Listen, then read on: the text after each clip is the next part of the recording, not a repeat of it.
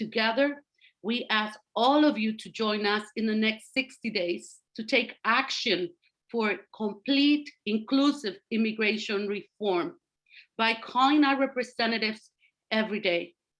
I want to thank you again and blessings for everyone for attending our congressional briefing today. I would like now to introduce Reverend Nelson Rabel, pastor de la Misión Latina Luterana de Stockton, California. Welcome, Pastor and Reverend Nelson Rabel. Thank you, Magali.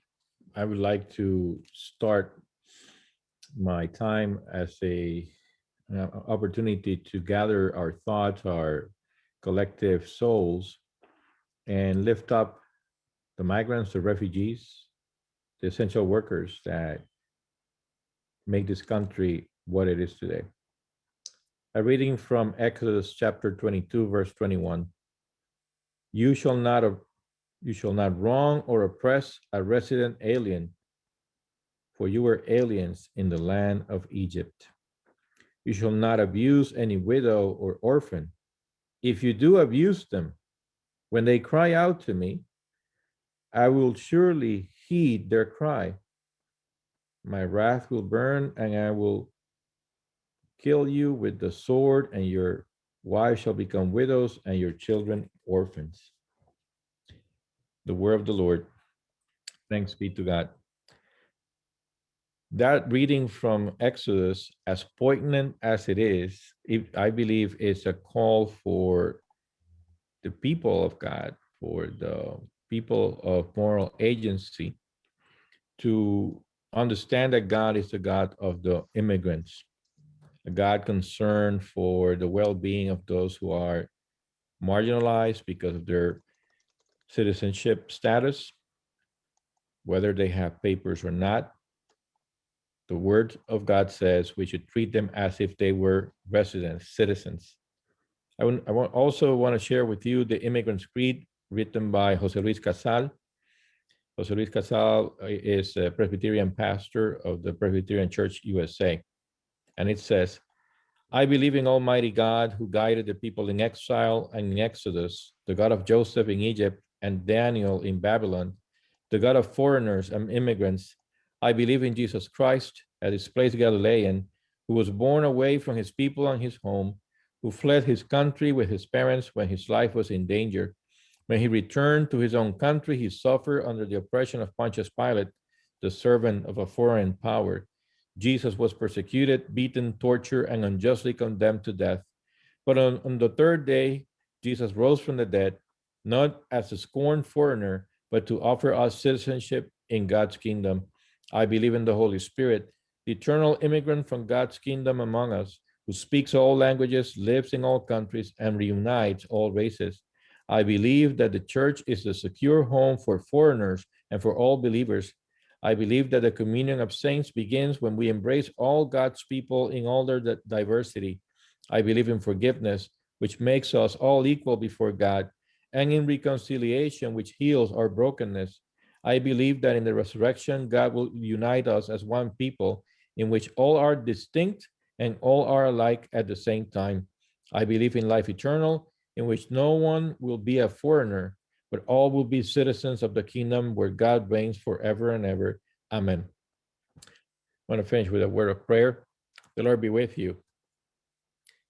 God of the oppressed, God of migrants and refugees, we ask you that you may open the hearts of our leadership at the White House, in Congress, our judicial system, office holders throughout this land, that they may welcome the stranger, the foreigners, migrants, refugees, as if they were their own kin, their own families. We ask you this, and we ask for your blessing as we continue this work of advocacy on behalf of our community. Allow their voices to be heard in this moment. Allow the voices, the testimonies to be a blessing. May they open the hearts and minds of those who may have any kind of hesitancy to open completely their welcoming hearts. May welcoming spirits, may welcoming hearts be granted to us, especially among those who have power. This we ask in the name of Jesus. Amen. Thank you.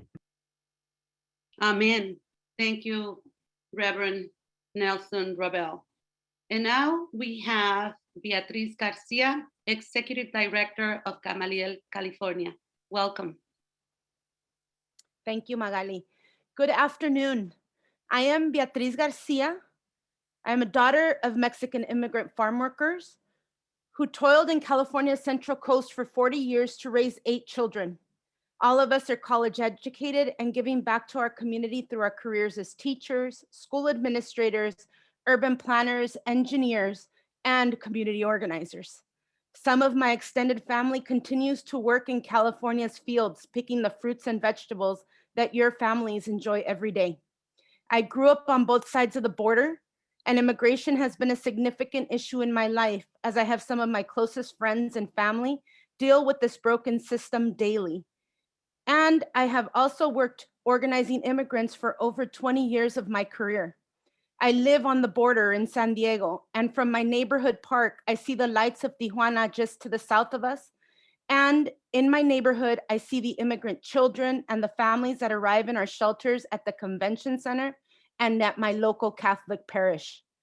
I now serve as the state director of Gamaliel, California, and a proud member of the Gamaliel National Organizing Network.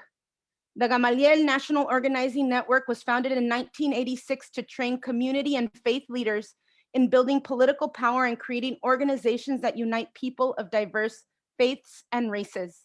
Our mission is to empower ordinary people to effectively participate in the political, environmental, social, and economic decisions affecting their lives. Gamaliel's diverse members apply their faith and values to the pursuit of equal opportunity for all, shared abundance, and stronger, more prosperous communities. We are guided by our faith values and believe that God creates every human life in beauty, dignity, and respect.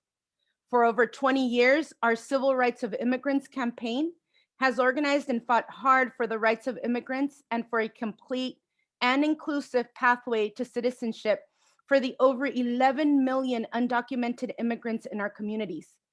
Our immigrant brothers and sisters have been at the front lines during the last year of this pandemic that continues ravishing our communities.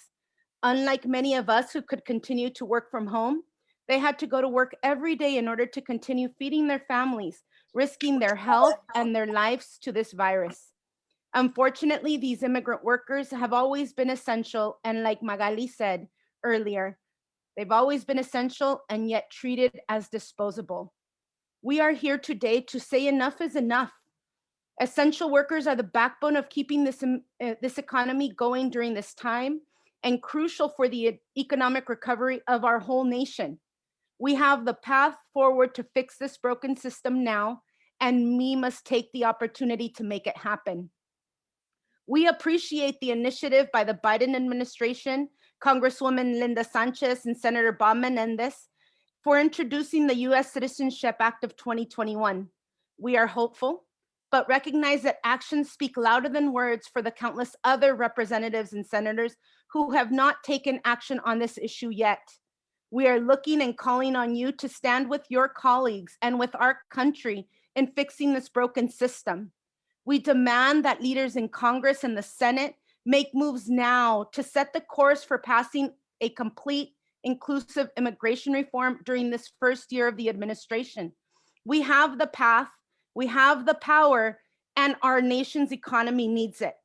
As people of faith, we believe that all human beings are created in the image of God and possess an inherent human dignity that includes the right to food, shelter, freedom, and the opportunity to provide their own good and to contribute to the good of their communities. As Reverend Nelson shared, we are taught in the Hebrew scripture that when a stranger resides with you in your land, you shall not oppress the stranger. The stranger who resides with you shall be to you as a citizen among you.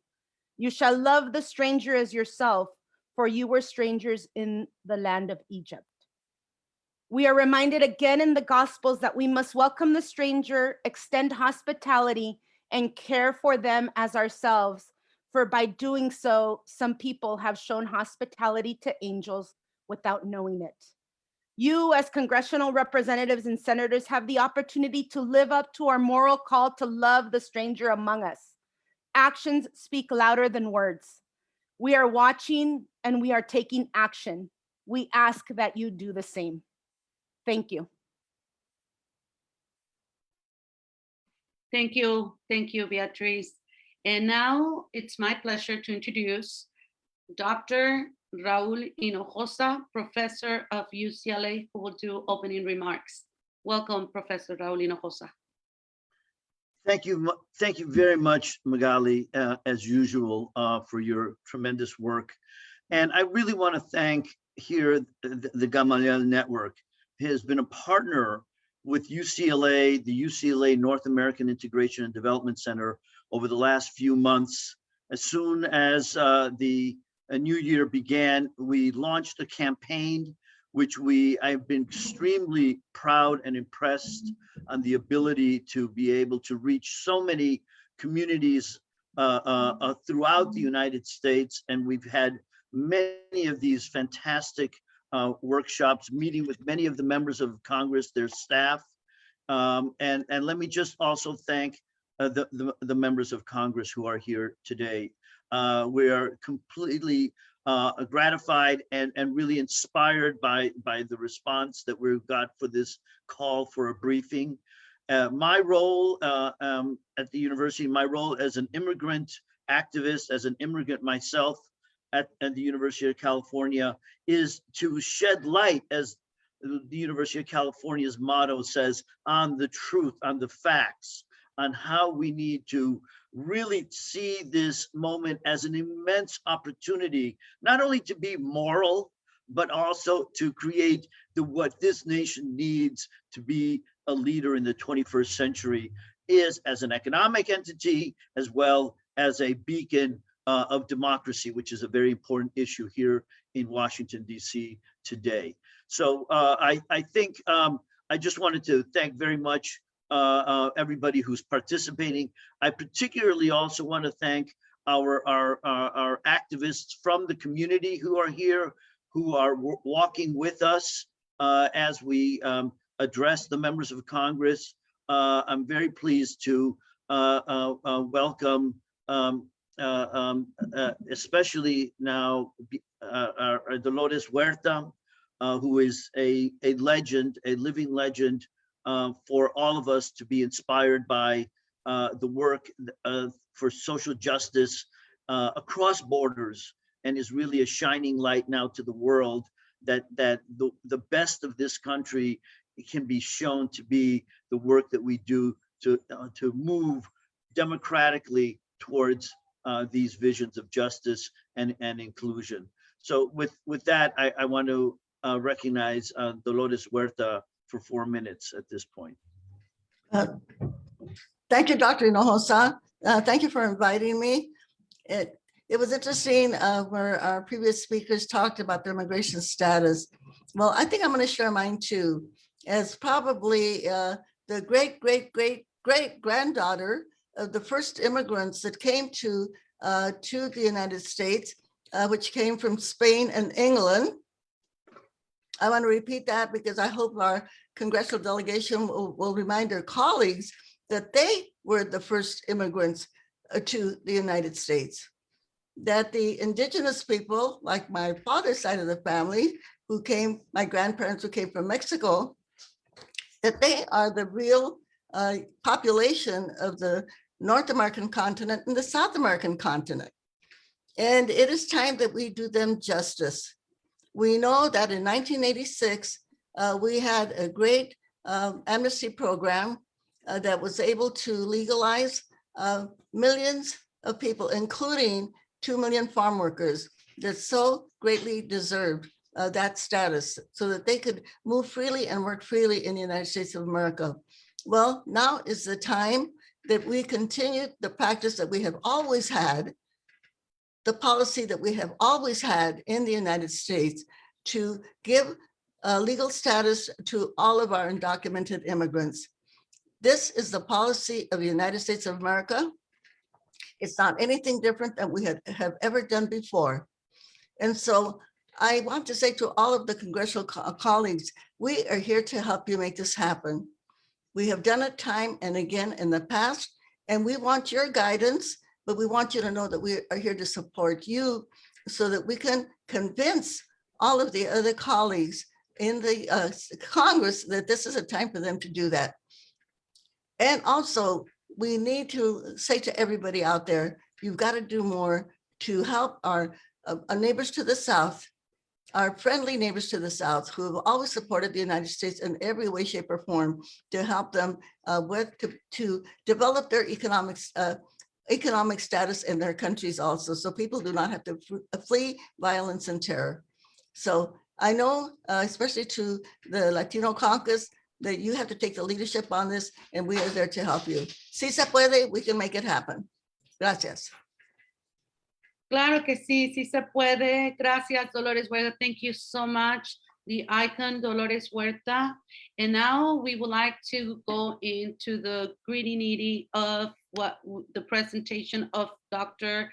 and Professor Raul Hinojosa Ojeda, UCLA professor, who will be reporting and doing a presentation on economic impacts of immigration, and specifically on essential workers, and how this has impacted our economy and is helping this economy as the essential workers are the ones that are being now the engine of labor to make sure that we have some sort of economic sustainability.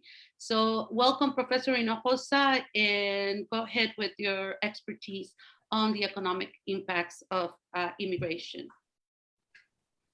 Thank you very much again, Magali, and thank you, Dolores, again, and the entire network. Well, what I wanted to share with you today, and I'm going to share a screen here of a presentation we have for today. Can you see this?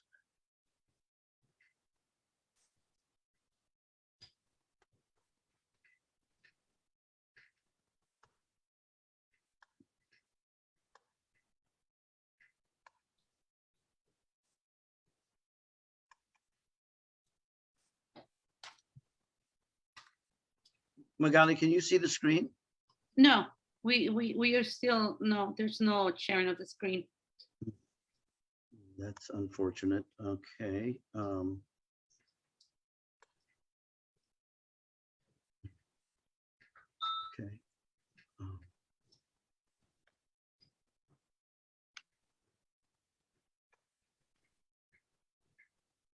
If you would like, we can share with our audience after in sending Yes. the link. Okay, I think unfortunately we're going to need to do that. Well, what I wanted to do is present to you the research that we've now done, which will be shared. Two projects that we have recently completed.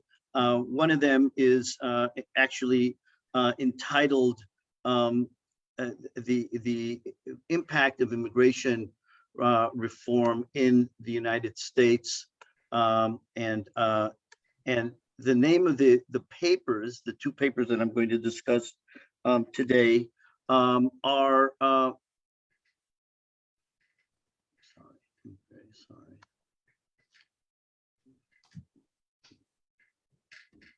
Okay.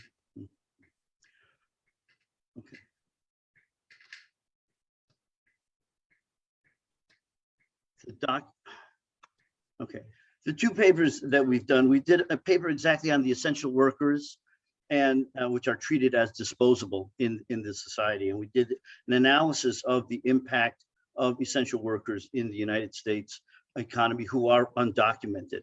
And the second study that we did a study on the economic effects of the legalization of various types of undocumented workers, the regularization of the unauthorized, be they DACA, DAPA, TPS, or also the ability to then also authorize all the essential workers, as well as all the potentially authorized workers that is included in the 2021 US Citizenship Act.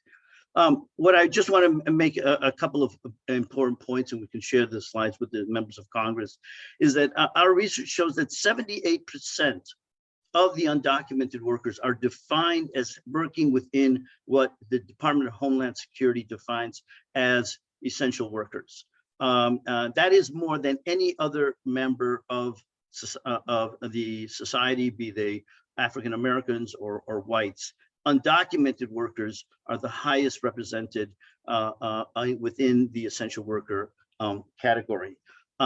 The important point here is also that they represent a huge amount of economic activity. In general, our analysis shows that economic contributions of all the unauthorized workers to the United States is over $2.5 trillion a year.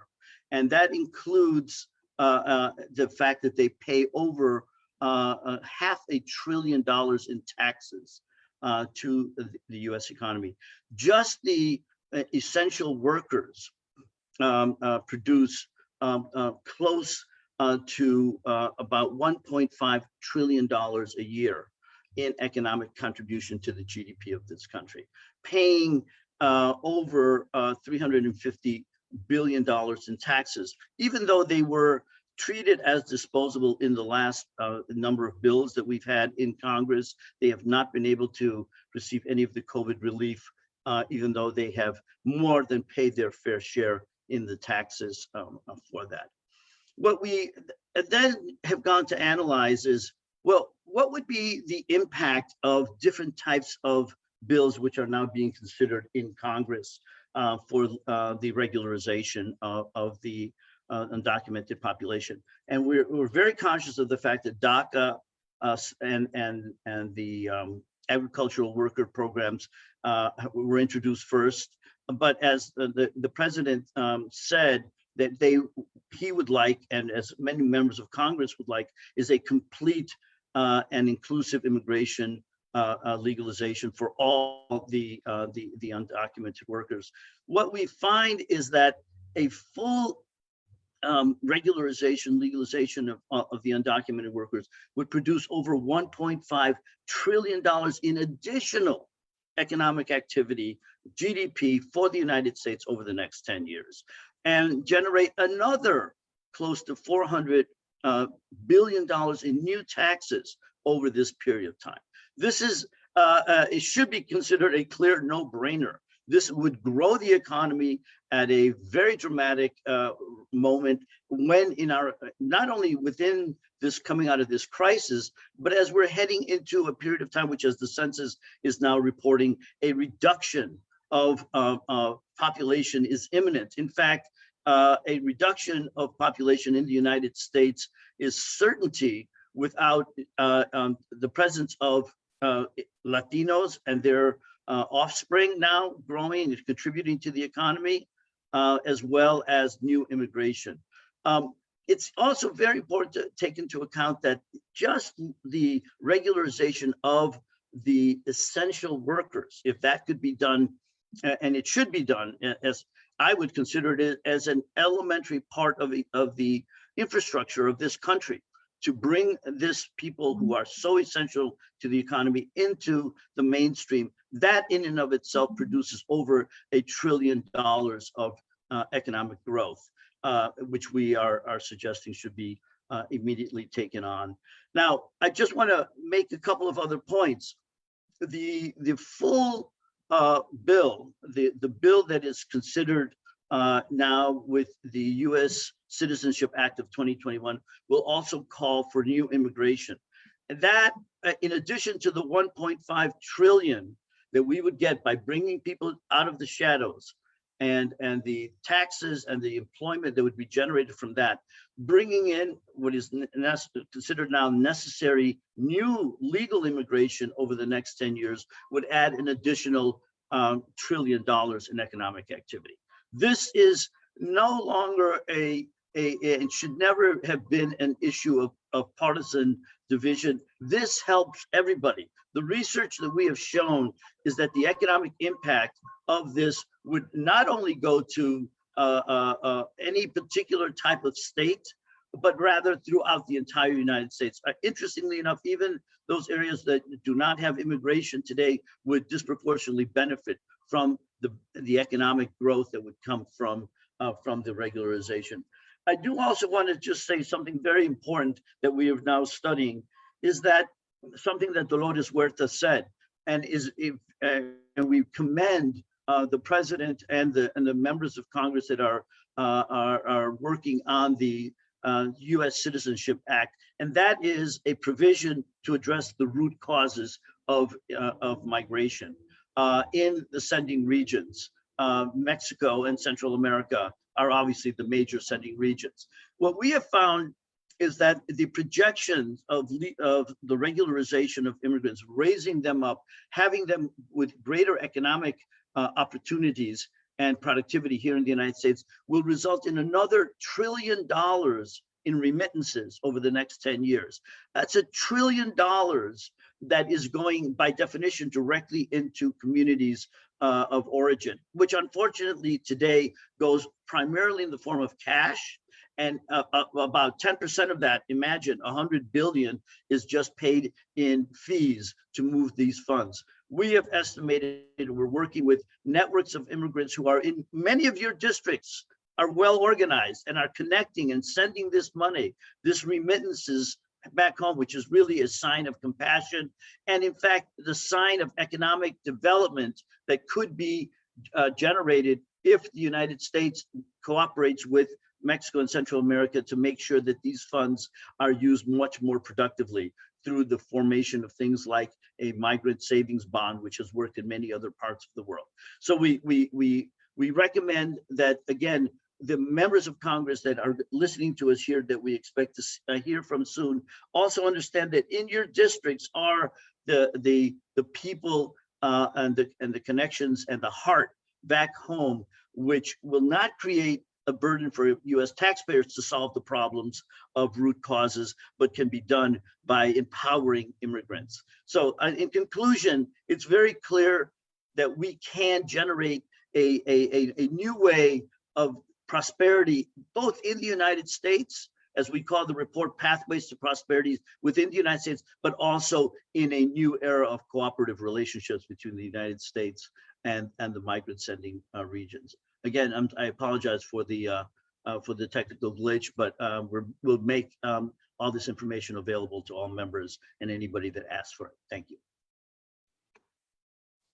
Thank you so much, Professor Hinojosa. You always bring these details that are very necessary to show the economic and benefit of a whole immigration, a pathway towards citizenship. And we will be sending the reports that Professor Hinojosa has produced in the last 6 months, which is with essential workers, and also detail on single issue policies that have been worked, which is the DACA and TPS, having them in the DREAM Act, Organization Act, and also with the Agricultural Workers Act as well. So with all these detailed databases that he shows the economic benefits, we will be giving it to and sending it to all of you who are participating, and also everyone who would like to see those reports. Please send us or text us, put in the chat that you would like to have this report, and we will make sure to send it your way via email. And now we would like to introduce our first member of Congress who's here, our Representative Adams. Please welcome. Thank you very much. Good afternoon, everyone. Let me start off by thanking you, the University of California at Los Angeles, and Gamaliel for hosting today's congressional briefing for a complete inclusive immigration reform. And thank you to all the stakeholders that have joined us on this program to discuss a very important issue this afternoon, immigration reform. I also want to thank my House colleagues who are participating in the briefing today for all of the work that they do to make our society more just and equitable for everyone. You know, the story of America is the story of people from many faiths, traditions, and ethnicities coming together to build one nation. With the exception of Native Americans, we are a country of immigrants. Currently, there are more than 865,200 hardworking immigrants that call North Carolina home, including 132,000 in my district, the 12th district in Charlotte and Mecklenburg County.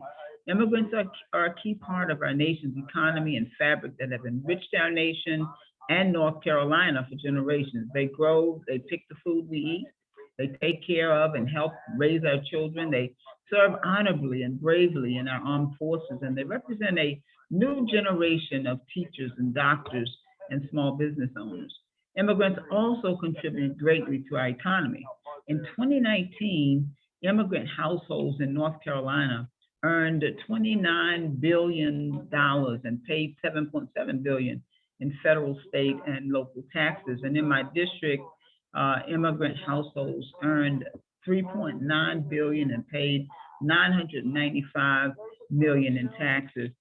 Also, undocumented immigrants households in North Carolina earned $6 billion and paid $729 million in taxes. So in my mind, they're already Americans. And Congress must act to make that legally true as well.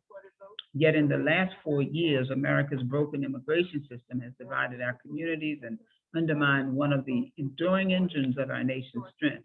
Rather than divide families, we must strive to create stronger communities. No longer should we have a system where the welfare of millions can be used as a bargaining chip. And no longer should we lose those same millions, or should those same millions have their livelihoods subjected to the whims of a president taking executive action. We've got a moral obligation to denounce hateful rhetoric. We've got to build bridges of hope and not walls of hatred. And only then will we move away from an immigration system where cruelty is constant and justice is a faraway dream.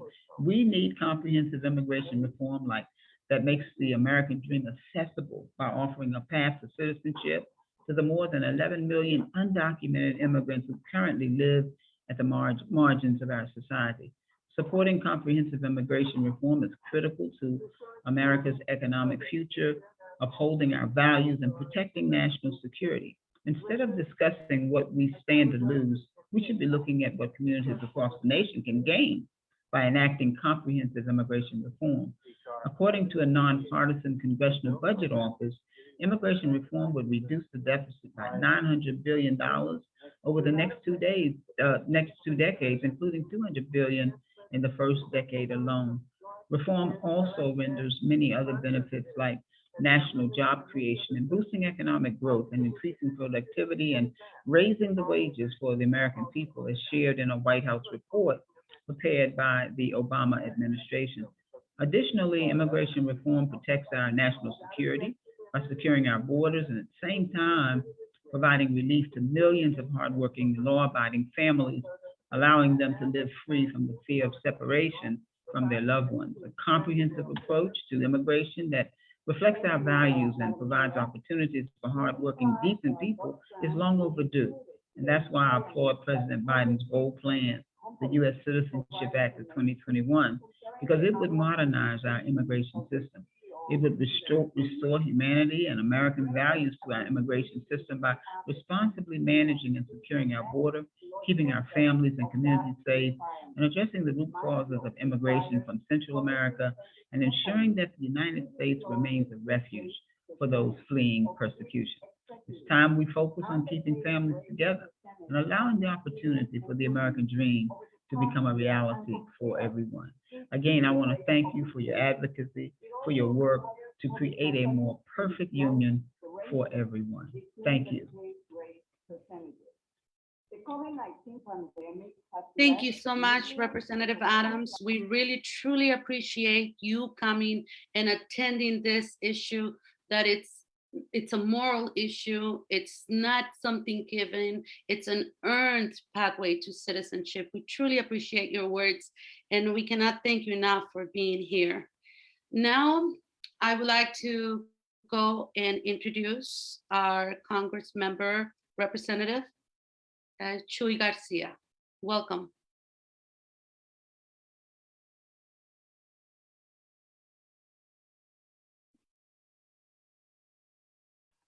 No se escucha, no se escucha.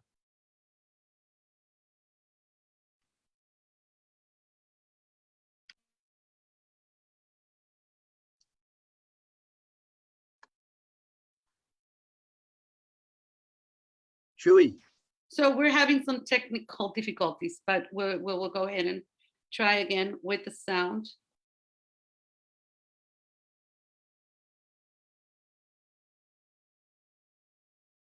Okay, now.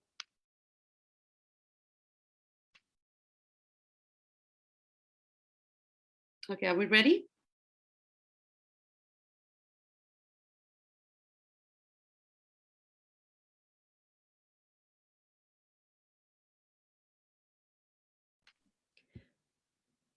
Okay, so there's still no audio. We will go ahead and take care of this. Magali, Juana, you need to unmute yourself. That's what's blocking it. Okay.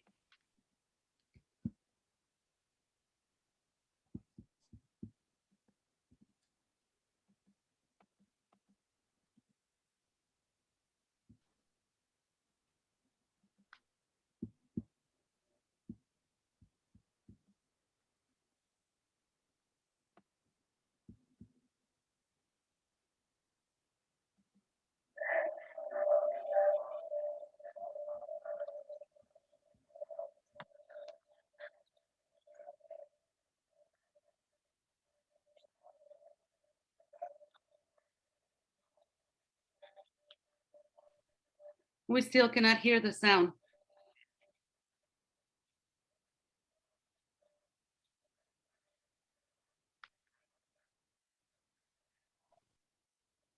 Okay, so we're gonna come back and try to fix this technical.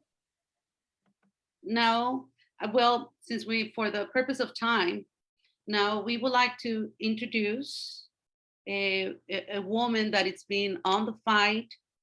She's an amazing, a powerful woman. Her name is Norma Cala. She will be our commentator for today. She's the vice chair of the Chicano Latino caucus, caucus from the Democratic Party in the state of California. She's also the councilwoman from the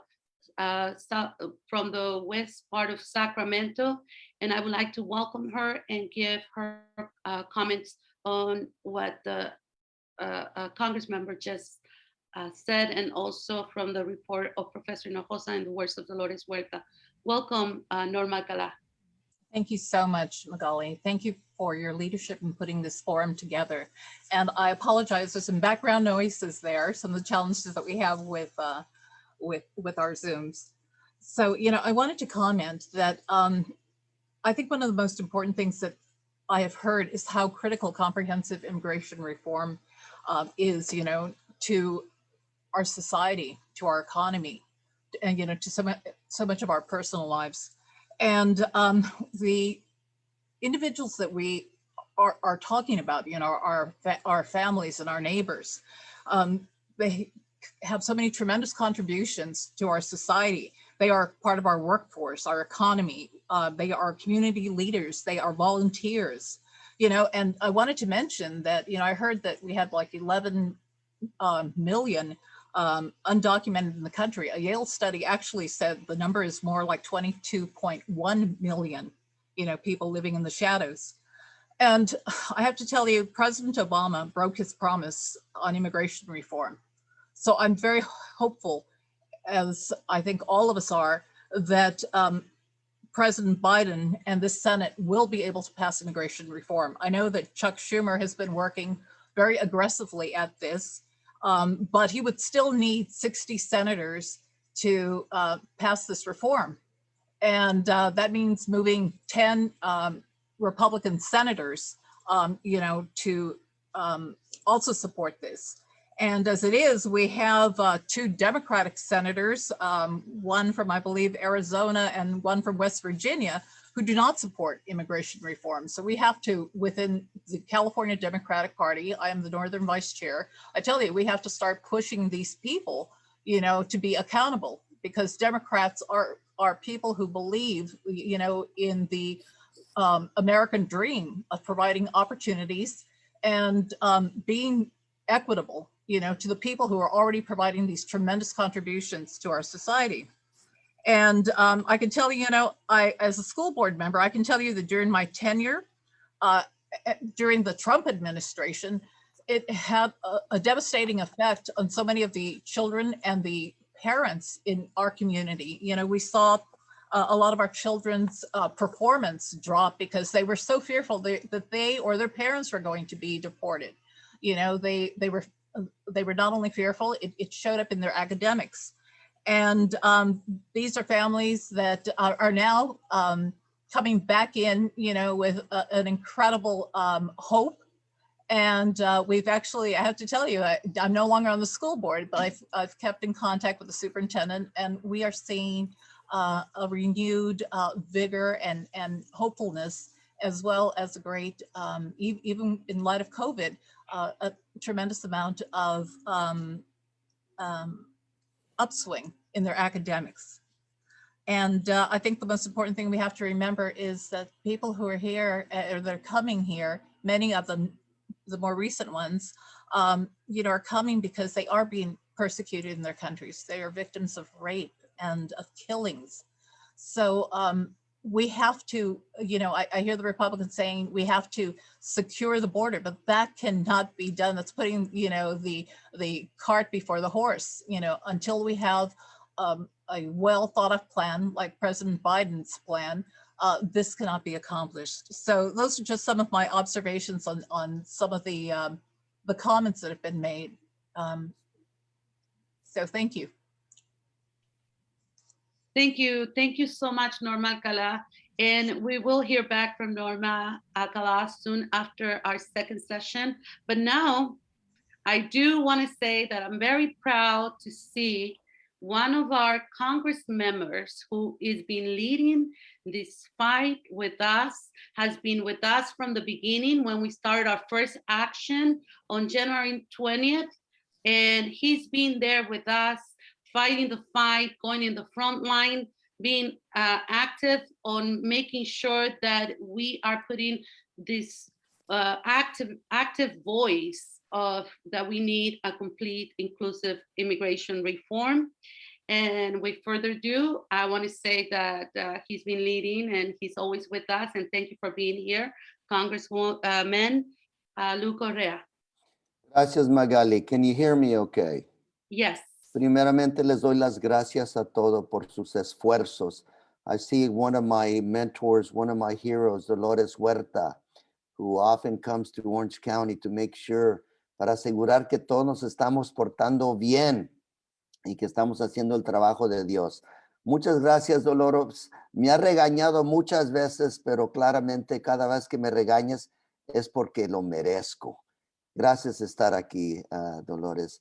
And thank all of you for being activists. You know, I see Dolores and she reminds me of the fights in California over the driver's license bill, the DREAM bill, the, you know, Secure Act, the Trust Act. And I remember some years ago when we passed the driver's license bill and Gray Davis got recalled. And then the new governor, Governor Schwarzenegger, said, unless you reinstate the driver's license ban, we are going to do nasty things to you. And she called me, she said, Lou, you better hang with us. You better not vote to restate that ban. And I remember I was one of 7 who voted to hang there and not restate the ban. But I learned from Dolores to be a fighter, and I learned from Dolores to always push hard irrespective of the odds. Today, of course, in California, I believe we have full, the best we can under state law, reforma migratoria. Our local police are banned from working with ICE. Our dreamers have the opportunity for an education, and we do have driver's licenses. So we've done the best we can under state law to help our communities con y sin documentos. The bigger issue today, is, as many of you said, is reforma migratoria a nivel federal. And I just, in the brief moments that I have with you, I want to remind you that this is not a Democratic or Republican issue. The last time we had major reforma migratoria, a Californiano was president. That was President Ronald Reagan. He was the last person. And under, you know, we call it for what it is, but under President Obama, we had the largest number of deportations ever. And right now in Mexico, We probably have 1 million American citizens growing up in Mexico because of that Obama era deportations. Entonces, we have a lot of work to do. We can talk about the Republicans, but first I want to talk about our own house. We have to clean up our own house on the Democratic side of the aisle. I heard earlier, I was trying to get in earlier when you started, but I couldn't get myself in this webpage, and many were saying that we have to focus on calling legislators, calling all the legislators. I would say that you need to focus on those legislators that are not with us. We start with the Democrats. We start with the Democrats in California who may not want to vote for Reforma Migratoria. Then from there, we talk about other Democrats in other parts of the country. Todos van a ser pretexto. Everybody's got an excuse. Everybody's got a reason. Secure the border. Not enough border security. I don't want to do this again. You're going to do it again because this is America. We're a land of immigrants, and we continue to be fed immigrants that keep this country great. But what we need to do is make sure that people recognize that they have to be responsible to their constituency. Do the right thing and vote for Reforma Migratoria. You know, we have some great members of Congress up here that are fighting the fight. You know, Linda Sanchez, who I've grown to admire even more. I see her fighting for that big Reforma Migratoria bill every day, trying to earn the votes, trying to whip up the Democratic votes, Republican votes. And I hear them. I hear the people saying, no, I'm going to wait for the next one. It's got this wrong. It's got that wrong. No, this is now. Tenemos que asegurar que hay un voto sobre la reforma migratoria. I want to see that vote on the congressional floor. I want to see who our friends are and who needs help getting to be our friends. You know, Dolores will tell you, this is hard politics. And we have to make sure that we have people understand that we contribute to this country as well. Finally, let me say that I want to hear your stories about the trials and tribulations. Yo le digo a mi gente que todos somos de la misma penca. I've had family deported. My dad grew up in Mexico as an American citizen because my grandfather was deported under the repatriations of the 1930s. You see that happening right now again. History continues to repeat itself. And unless we have people, heroes like you, that stand up and say, we are going to the streets y vamos a querer reforma. This is the American way, not the Democratic way, not the Republican way, but this is what America is about. Every special interest group has gotten something in Washington, and our gente have been waiting since Ronald Reagan for a reforma migratoria. Basta, no more. We need to have change. We will earn it. We will work for it, pero que no nos den a tole con el dedo. We have to have a victory. Muchas gracias. Wow, we applaud you. Muchas gracias, Congressmember Correa. You are a champion in our fight with Gamaliel and also with the Nanette Center from UCLA. And as you're working together with us, thank you for being here. And we are going to hear some testimonies of our community, Al Pueblo, who is going to be basically saying this is why we need una reforma migratoria completa inclusiva. Thank you so much. And then we'll be back with you in a couple of minutes. And now I would like... órdenes. Gracias, gracias. Thank you so much. I would like to try again and introduce our Congressman member, Chuy Garcia, and welcome.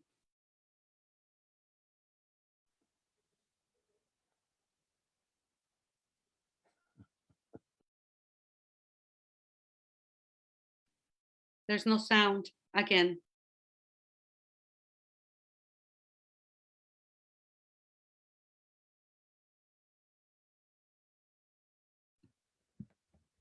Bill, Farm Modernization Workers Bill are all great first steps in rewriting our... Buenas tardes y gracias por invitarme esta tarde. We are in a determining moment in our history and our fight for immigration reform. The U.S. Citizenship Act of 2021, Essential Workers Bill, Farm Modernization Workers Bill are all great first steps in rewriting our immigration laws and establishing a fair and humane system. For decades, I've heard the plight of neighbors and people in my community whose lives have been put on hold because they lack the protections these bills give them. Now is the time to undo past harms and be intentional about untangling crime from immigration policy. Millions of immigrants end up punished twice, by the outdated, inhumane immigration system and the punitive legal system. That's why I was pleased to see the Biden administration start their tenure with bold commitments to our immigrant families by introducing the most progressive immigration platform in partnership with the Senate and House leaders, the U.S. Citizenship Act of 2021. We know it's a great first step, but there's much work for us to do. These are foundational pieces we hope to decriminalize immigration, stop local enforcement and deportations, bring back deported veterans, and keep families together. We cannot let this opportunity pass us up again. This is our time to make immigration reform a reality for us all. For the essential workers fighting COVID and saving lives, for the farm workers feeding our communities, for the DACA recipients educating our students, for the TPS, DED holders, deported veterans, and last and certainly not least, the original dreamers, the parents who kept the American dream and the fight for immigrant justice alive. We've got 11 million people counting on us, and I'm glad that we can count on you to keep defending and lifting our communities up. I look forward to continuing working with you and other advocates to ensure we get the best outcome for our immigrant and mixed status families. Sí se puede.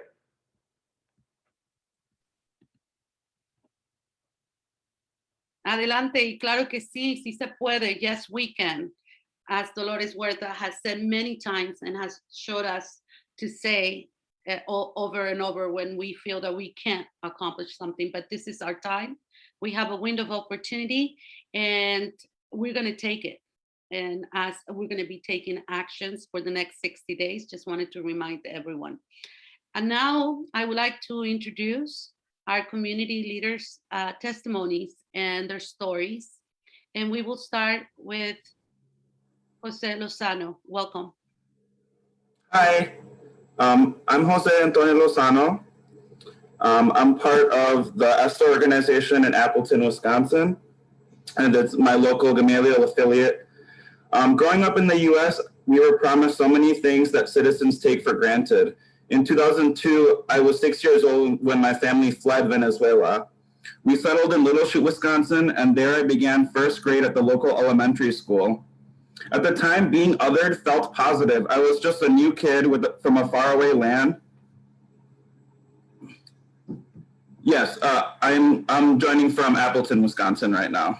At the time, being othered felt positive. I was just a new kid from a faraway land, and I learned English and made friends so quickly I don't remember struggling. I pledged allegiance to the flag every morning and was taught to take pride in US history and its heroes. I was promised the same as my classmates, and I believed it. We overstayed our visas. Being Venezuelan became a fun fact in the classroom, but I didn't feel separate from the other students. My parents worked tirelessly at essential jobs in this foreign country to allow my brothers and I to live this life, a happy childhood in the US. Their sacrifice is a gift so generous I am thankful for every single day. The fantasy was first shattered when my friends and classmates began to take driver's education and started their first jobs. I was promptly informed that because of my undocumented status, I was not allowed to pursue those things. Those fundamental rites of passage were taken from me, but with this, I had my own. The veil was lifted and my childhood was over. At that point, the drifting began. More and more instances in which I was alienated from the kids I grew up with. They didn't know that their shared teen excellence and strides towards cultural adulthood left me behind. I was happy for them, but in silence, I was legally stunted. At school, my situation remained anonymous, but I embraced my undocumented community and joined a youth group of us and allies with a means to fight and take action for our dreams. The united spirit of us dreamers and across the country moved President Obama to executively pass Deferred Action for Childhood Arrivals, also known as DACA.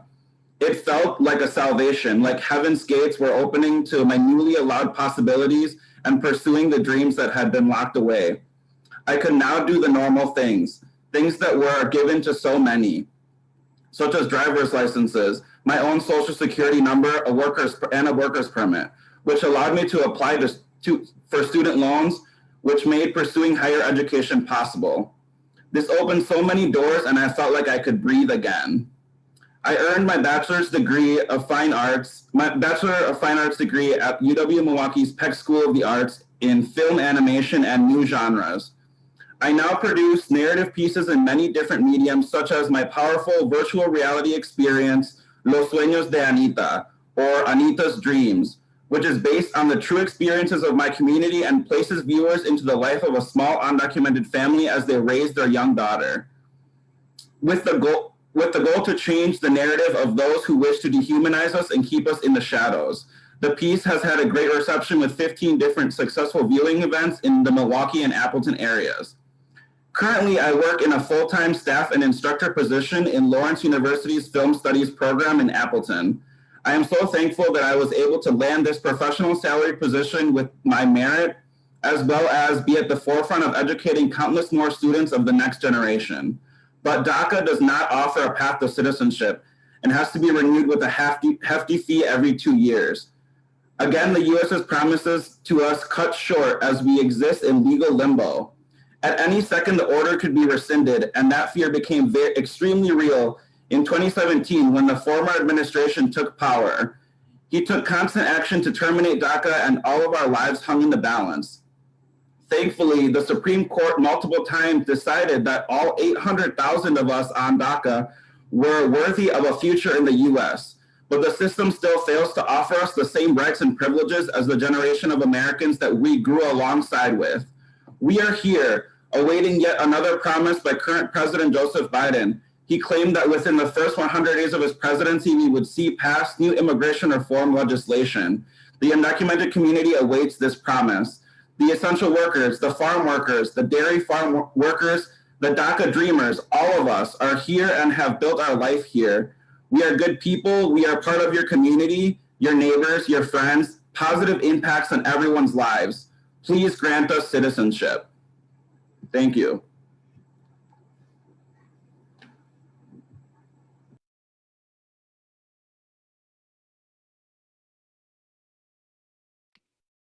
Thank you so much. And now we will hear from Janira Hernandez. Welcome, Janira.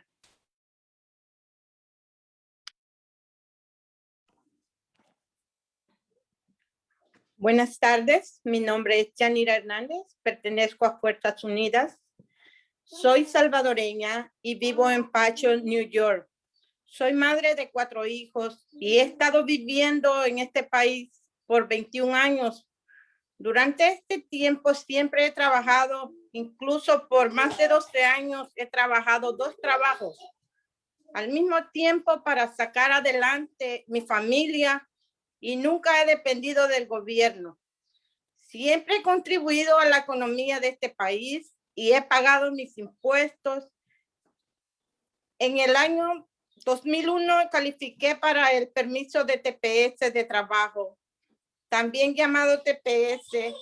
Eso fue un gran alivio para mi familia y yo por muchos años he podido salir a trabajar con menos miedo de ser arrestada, a ser deportada. Este permiso me abrió muchas posibilidades para trabajar. Durante 12 años he trabajado en un home care cuidando personas de la tercera edad que podrían ser tu familia o mi familia. El TPS me ha dado oportunidades que antes no tenía por limitaciones, pero he podido viajar para encontrarme con mi familia. He comprado con mi familia una casa, he ayudado a mis hijos, he invertido en este país En familia por lo más de 12 años hemos tenido nuestro propio negocio.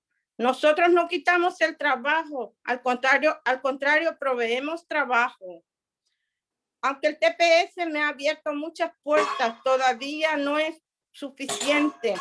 Este año se me vence y no sé qué pasará. Lo que ha sido una gran oportunidad ahora me hace vivir preocupada, estresada, ya que este año se me vence mi permiso del TPS y no sé qué pasará conmigo, con mi casa, con mi familia, etcétera.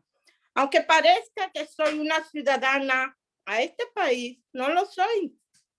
Aunque pague mis impuestos, que millones de ciudadanos de este país pagan. Nunca he podido recibir los beneficios que merezco. Yo soy un ejemplo más de los 11 millones de inmigrantes en este país, que cuando nos dan la oportunidad, la sabemos aprovechar y aportamos positivamente a esta economía. Por eso les pido de corazón a los legisladores para que trabajen y aprueben una exclusiva reforma migratoria para que más de 11 millones de personas podamos salir de la sombra y podamos vivir sin miedo a ser deportados. Muchísimas gracias. Por favor, les pido.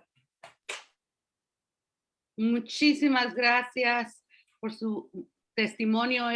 This is not easy for everyone to testify and to tell their stories, asking for something that is an earned pathway to citizenship. Now we would like to extend our invitation to our Amanda Escobedo, who will give us instructions of what we need to do next. Welcome, Amanda. Thank you, Magali. Bom dia a todos. Good morning, everyone, or good afternoon, depending where you are. My name is Amanda Oliveira Escobedo. I am a Brazilian human rights activist, community organizer, and Gamaliel of California leader based in San Diego. For the following steps, I'd like to invite everyone to participate in our fund banks, which is every Wednesday from 12 p.m. to 2 p.m. Pacific time, and Fridays from 6 p.m. to 8 p.m. also Pacific time. If you don't feel comfortable talking directly to a congressperson, don't worry, join us on Friday and leave a message at their office. We are doing it all together, and that would be great to have more and more people in our fund banks to keep pressuring Congress people to support the US Citizenship Act of 2021. Besides that, we have meetings every Monday at 5 p.m. Pacific time to update the bill and organize future events. You are very welcome to join us too, and let's take action. Vamos fazer alguma coisa and fight for a complete inclusive immigration reform. As you know, for the Congress people present here, you've been receiving many calls from leaders, right? But what we need is you to be committed to voting yes, sim, and to speak to your colleagues to support a much needed immigration reform. We also need you to reach out to your colleagues in the Senate to support the US Citizenship Act of 2021. We must work together to make this happen this year. Thank you so much. Muito obrigada a todos. Thank you so much, Amanda. It is something that we're doing. We're doing phone banking because we know that a lot of the Congress members who we have talked about what is it that they need help with or how we can support the agenda of moving forward this pathway to citizenship for a complete inclusive immigration reform. And we were told over and over and over again that the best thing to do now is to do the phone banks, to have the phone banks and have people participating and calling the members of Congress and also the US senators. And like our Congress member, Lu Correa mentioned, this is not a Republican or a Democrat issue. This is America's issue. And therefore, we need to speak, be a voice, and start calling. It's time to activate each one of us. We call every day. We don't stop. We do have phone banks on Wednesdays and Fridays, but it doesn't stop us there. We're still making phone calls to members of Congress and to the US senators. And also we are making phone calls to constituents in key states. So we will welcome, and we will put on the chat, we will send you the information for you to register and sign up. Now, the next step is that we're going to start a new session, but there will be a closing remarks for this session, and there will be a new session that we will start. We want you to please stay with us. The new session, we're going to report again with Professor Raul Hinojosa. We're going to have also hopefully Dolores Huerta. She's still here with us. She will also do adding her part of what we have done in 1986 and how she was crucial in that fight to make sure that we had an amnesty. And then we will come back again with our Congress member, Lu Correa, to do opening remarks. So for now, I would like to welcome to do closing remarks, UCLA professor Raul Hinojosa for this session. And then we will start the new, at 11:15, we will start the new session. Thank you. Thank you very much, Magali. This has really been a very inspiring event, literally coast to coast. And Gamaliel, I think, is doing an incredible job of weaving in the voices, right, of people on the front lines, and that we're understanding that these members of Congress who want to work with us, they're telling us that they need help. They need help. We need, at this point, to step up the game. This is where we need your commitment. And Dolores can talk about this as well, but I was a young a buck in 1982, 1984, 1986. Those were 3 times that we tried to get the Immigration Reform and Control Act passed. We lost 2. We finally got 1. We've had 2006, 2013. This is the 3rd one too. We have to make sure we cannot stop the momentum for immigration reform this time around. And I think we have to become very adept at listening to what is being said by Lu Correa. Lu Correa is telling us we still need to get our Democratic caucus together, all right? We still need that all of us work, as Magali is saying, as we do, in getting the phone calls in to the networks to call the local Congress people. The reality of it is that we know exactly which Congress people are voting in what direction. We know the ones where we need to focus this energy. Your work can be so useful in getting on these phone banks, reaching people directly in those communities to have them call their member of Congress. That's what they listen to. They listen to actual direct messaging, and Dolores can tell us that type of work. We also have to insist on a very, very strategic choice that is going to have to be made in this country on immigration reform, and it's got to have to be made in the next 6 months. If we, the window of passing some form of immigration reform will become a lot more difficult to keep open next year in 2022 when we head into an election.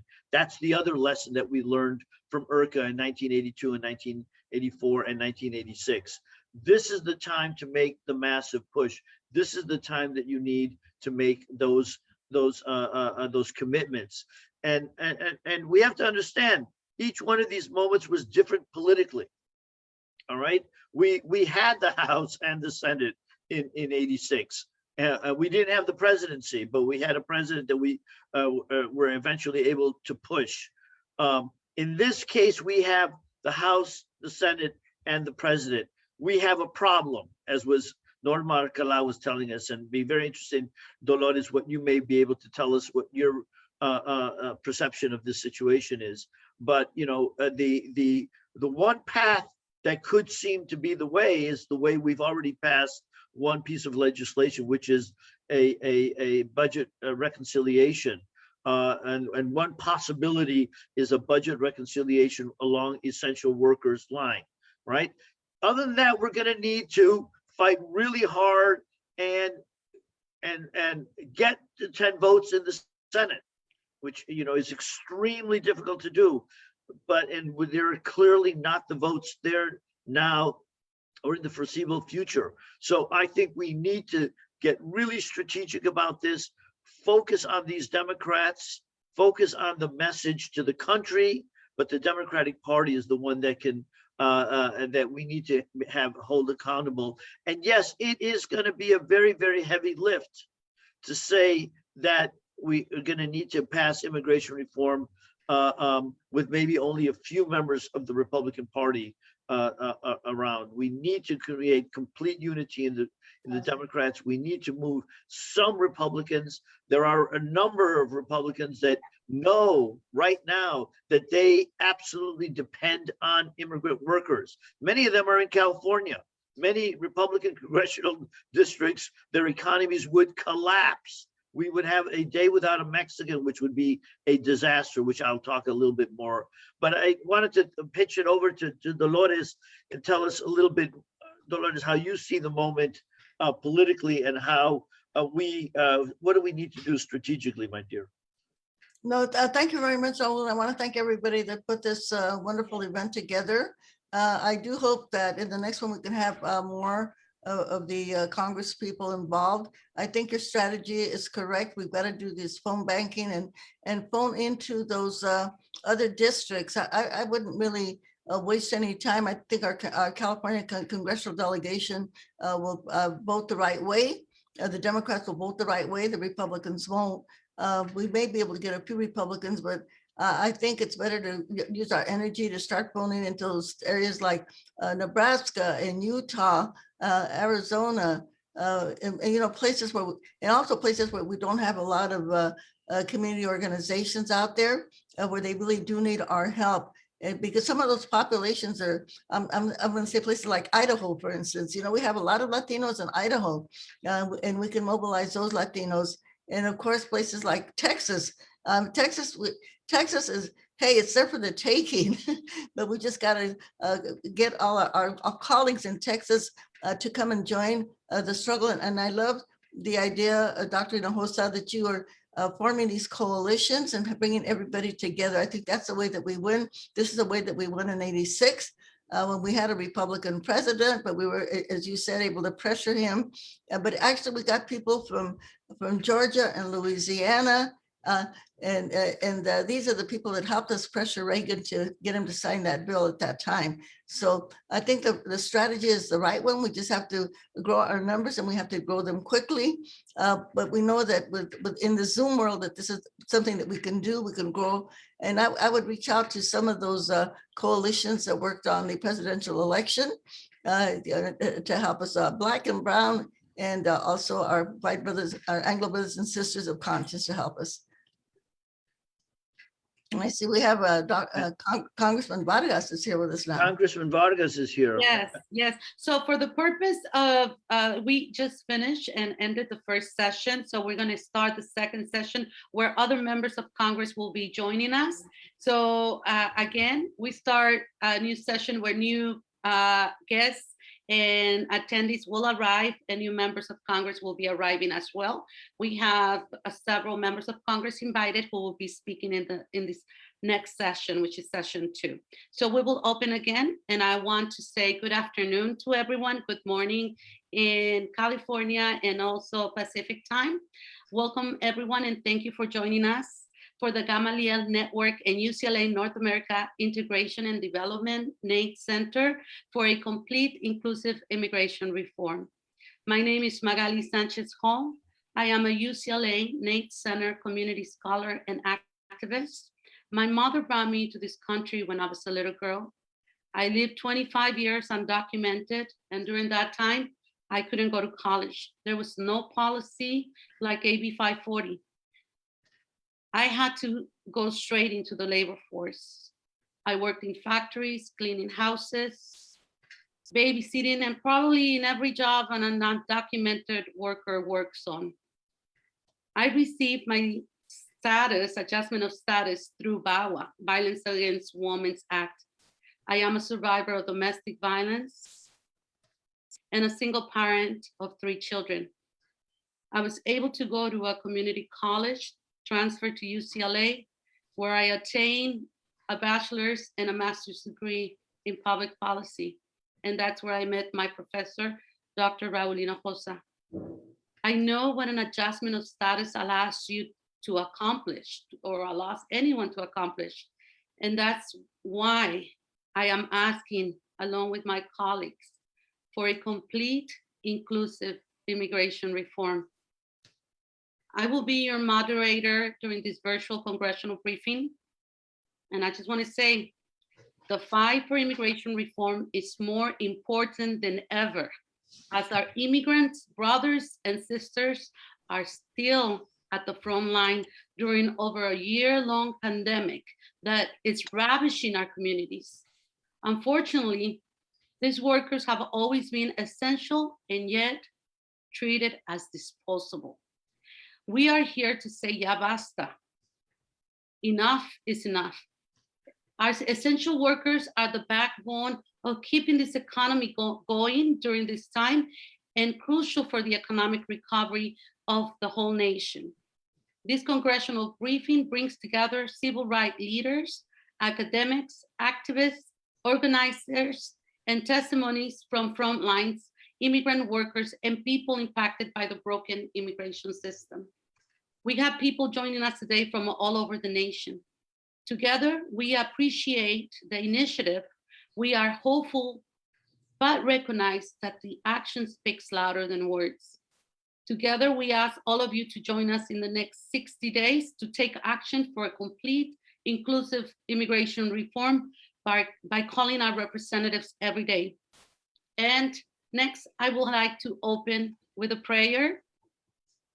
Reverendo Nelson Rabel, Pastor, Misión Latina Luterana de Stockton, California, will welcome us with a prayer of the day. Thank you.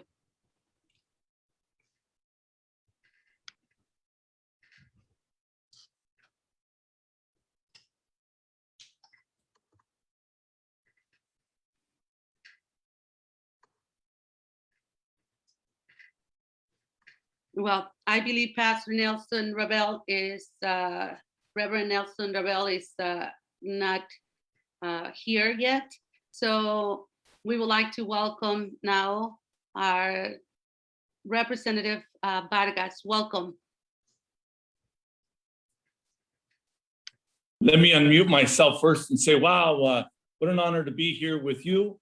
Anytime that I get to see Dolores Huerta, even though it's only through virtual, one of not only my heroes, but our community's heroes here. And of course, Dr. Hinojosa here, the famous Dr. Hinojosa, to have them and everyone else here, what an honor, it really is. And for such an important occasion. You know, today it's interesting because today I think it's gonna be one of those days that is marked in history, not necessarily for what we're talking about, but what the Republicans did today. The Republicans really did do something that I think history will mark. And that is they took someone that is principled, not my view of things, but she's very principled, and demoted her because she believed in the truth that President Biden won this election and President Trump didn't, and that what he's saying is a lie. Well, it's very similar to what's going on in immigration. The truth of the matter is we need immigration. We need it. We absolutely need it. But I said, and I'll say again, these children that are coming are not a problem. They're a gift from God, for God's sakes. You know, I didn't hear the prayer, unfortunately, because the person wasn't here, but I can tell you, if you talk to economists, American economists, what they'll say is we need more young people because a lot of us are getting to the age where we're going to retire. And we need young people to come get educated for the future and then work in our society, thrive in our society, so the rest of us can retire. That's what we need. And who arrives at our border? Exactly the kids that we need. It's a gift from God. The lie is that they're a burden. The truth is they're a gift, for heaven's sakes. And our nation would be nothing without immigration. You know, and again, today was an interesting day because of that. Now, that being said, you know, we have the opportunity and the necessity to do something about this. We have to push hard to get a comprehensive immigration bill done. Now, so far I've been proud of the president. He put it out there. He said, here it is. Now, we have to pass it. We've got to put it over to the Senate, and the Senate has to pass it. We have to do everything we can to pass it. I can tell you for sure, if the Republicans had something like cutting taxes for the very wealthy and for giant corporations, they would use whatever mechanism they needed to pass it out of the Senate. They didn't have 60 votes. They used reconciliation, right? Well, I can tell you, they called it because of the economy. I can tell you there's no better thing for the economy than immigration. We ought to use the same thing that they use. And if they don't want to change the filibuster, use reconciliation. It has to be done. We have to pass this out. You know, enough, ya basta, of all the excuses. Let's get this thing done. Now, I do have a lot of experience with immigration myself. I was a young Jesuit back in the mid 80s, and I was in El Salvador for part of the war. I was down there in Chalatenango, and a lot of the people were migrating to the United States because of the awful civil war that was happening. Then I came and worked with immigrants in Los Angeles at La Placita with a radical priest. There wasn't a Jesuit, but Jose Luis Estrada, he was a Claretian, but a wonderful, wonderful man. And I worked with him as a Jesuit refugee service employee, as a Jesuit for 2 years. And I can tell you once again, I bump into people all the time that remember me from way back then and say, tú eres el jesuita que me ayudaste antes, ¿verdad? Digo, bueno, ya no soy jesuita, ya me salí, me casé, por eso no soy jesuita. But I can tell you, these people worked hard. Many of them, most of them were able to adjust their status. Now they're hardworking, you know, American citizens. They're the ones that are lifting up our economy. They're the ones that are doing all the things necessary. So again, this is a process that I know works. I have a lot of experience. We got to do something this time. We've got to pass comprehensive immigration reform. You know, the dreamers, you know, I think we can all agree on. You know, certainly the farm workers, we can all agree on. But the most important thing for me is to do the whole thing. To do the whole thing. I mean, what about the parents of the dreamers? You know, what about other people that don't work in the agricultural sector? I mean, they're just as valuable. We need to give them the opportunity to regularize their status. Then we have to create the opportunity for people to keep coming, you know, create that future flow that's so necessary. But again, I appreciate what you're doing. Obviously, we're allies in this, and I appreciate the calls that you're making. I appreciate the push that you're giving. Let's push hard. Let's get it done. Ya basta. Ya basta. Ya basta. Fantastico. Thank you. Fantastico. Magali, if I could, Representative Vargas, it's an incredible honor to have you here, because I do think your perspective is so vital. Your voice is so vital. Not only this past with the Reverend Estrada, that's very, very important that you bring that it's El Salvador, Central America, it's Mexico, because we need to have people understand exactly what you're saying, that this is an opportunity, an incredible opportunity. And speaking of opportunities, I want to have Dolores, before I know you have to leave, Dolores, if you want to say, and then I'll come back with Representative Vargas to talk about the border for a second, if I could. But I know, Dolores, why don't I pitch it to you for a bit before you need to go? Yes, well, I want to thank you very much, Congressman, for being here with us. And we do need your guidance in terms of going forward. We are going to depend on all of you in the Congress to tell us out here in the boonies what we have to do, because we are all very, very committed to this. We want to make an all-out effort. And in some respects, and I'm speaking from 1986, we have a lot more organization now on the ground that we had back in 86. We know that the politics have gotten more divided and more reactionary. So in some ways our job is easier, in other ways it's a lot harder. But hopefully we can make this happen, but we can't do it without all of you giving us the guidance that we need so that we can go out there and make this happen. So muchas gracias. We appreciate not only your long experience, but also your great support for this cause for immigration. And I know we have S1 out there. We've got the Equal Rights Amendment, we've got so many other things that we have to worry about, but we don't want immigration to get lost in the shuffle. So thank you very much. I just wish your son was here fighting with us. I've worked hard for him. I think he would have been the best congressman we ever had here. He would have been, our soldier. But next time, we got to win next time. Well, it's okay. He's working with us now and he's helping us in all of our efforts. So thank you. Oh, I know. He's a superstar. I just wish he was here with us. I'll pass it on to him. Thank you. Please do. Thank you. Thank you, Dolores. Thank you so much. I appreciate it. Representative, I just wanted to raise one issue that I wanted to bring to your attention. This network that we're working on, we are also working with community organizations on both sides of the border. You live on the border where you understand this concept of community on both sides of the border. Sure. But a lot of them are also in LA. They're in Chicago, and they're connected to Michoacan, and they're connected to El Salvador. So that's one thing that I think is really important that people need to understand, that immigration reform is not only an incredible opportunity inside the United States economically. The research that I presented here backs that up. We're looking at over $1.5 trillion in economic benefit over the next 10 years, an additional $500 billion, half a trillion in taxes over the next 10 years. But very interestingly also is $1 trillion in remittances over the next 10 years. And this is money which is compassion, right? Let's get real about it. This is people working very hard in the fields in your district, in the factories in the United States, sending money to keep families alive down there and to be able to support them. Here's the problem. Almost all of that money right now is going to go in cash, with about 10%, 100 billion of it in fees. So we've been working with an organization you're probably familiar with, the North American Development Bank. Of course. Right?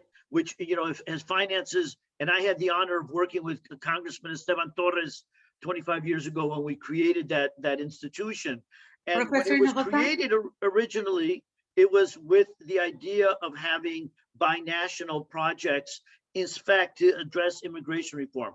Now we're actually at the moment where they're in a position to do something about that.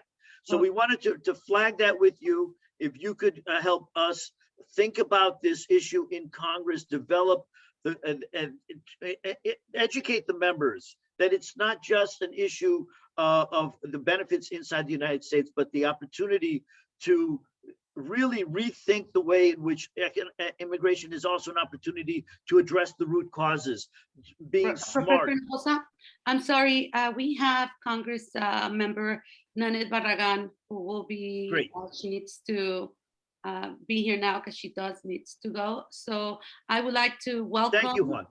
Thank you, and I'll look forward to working with you on that. It's a great issue. Great, we would like you to stay if possible as much as you can. We are going to have several testimonies, but we will keep this conversation as a briefing to make sure that we're exchanging information between us. Yeah, I'm in a hearing right now, which I have to get back to, but I wanted to be here, especially for you guys. But I got to tell you, I know about the NAD Bank very well. In fact, helped capitalize it in the last, so let's work together on that. That's an excellent idea. I never thought about that. Thank you very much. And again, thank you for all the work you guys are doing. I appreciate it. Thank you. We'll be in touch. We'll be calling you and sending you the reports, as well as to making sure we continue the conversation with the NAD Bank. Thank you. Thank you.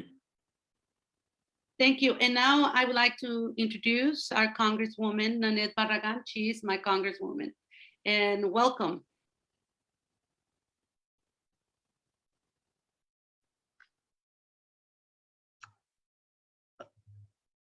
I don't see her, Magali.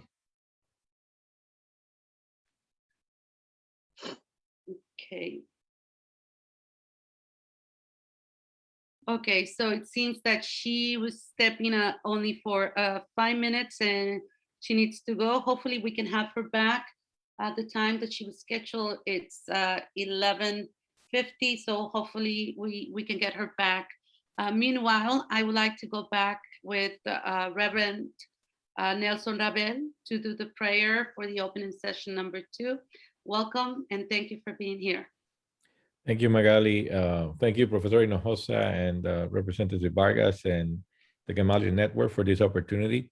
I want to express that the religious community is supporting this comprehensive, inclusive, and complete reform. So let's offer a prayer. God of justice, God of migrants and refugees, we ask you to be with us as we advocate for our siblings who are struggling to crying out for justice. May justice be granted to them. May they experience in this country the fullness of your peace, of your solidarity, of your presence. May we act as you want us to, as welcoming hearts, as welcoming to them, loving, caring, opening our homes, our communities, our schools, our churches, our mosques, synagogues, temples, our places of worship and learning to a new community of migrants and refugees. We ask you this, trusting in your presence among us. Amen. And I would like to read one verse from Exodus 22:21. You shall not oppress or you should not wrong or oppress a resident alien, for you were aliens in the land of Egypt. You shall not abuse any widow or orphan. May God help us to be agents of justice and peace. May God help us. Amen. Thank you. Thank you, Reverend Nelson Rabel, for your wonderful words. We are a community of faith, and Gamaliel, as a national network, it is a community of over 44 organizations coming from the faith base. And now we would like to welcome my Congresswoman and our Congresswoman, Nanette Paraga. Welcome. Well, thank you so much for having me and for your willingness to take me a little bit early. We're waiting for votes to be called any moment now, and I didn't want to miss this opportunity. So thank you to the UCLA North American Integration Center for your invitation today, and everybody who's participating for all the work that you do day in and day out on immigration, on making sure that we are valuing immigrants. This is an issue that's near and dear to me. My parents are immigrants. They came from Mexico, although it was a little different time then when they came over. And so when I think about immigrants today, I think about them and the opportunity that I had because my parents came here. And so I join my colleagues that have joined you in committing to working toward inclusive, comprehensive immigration reform in Congress. The Congressional Hispanic Caucus is committed to making sure we pass comprehensive immigration reform. This has been a priority of ours. It continues to be a priority of ours. And we now have a president who has indicated that he is making it a priority for himself. As we saw on day one, saying that he was sending Congress a bill to work on comprehensive immigration reform. I can tell you that there have been lots of conversations, and there continues to be lots of conversations with members across the spectrum to make sure that we get support across the board, right? We also have the smaller bills, the Dream and Promise Act with TPS protections, the Farm Modernization, Workforce Modernization Act that passed the House earlier this spring.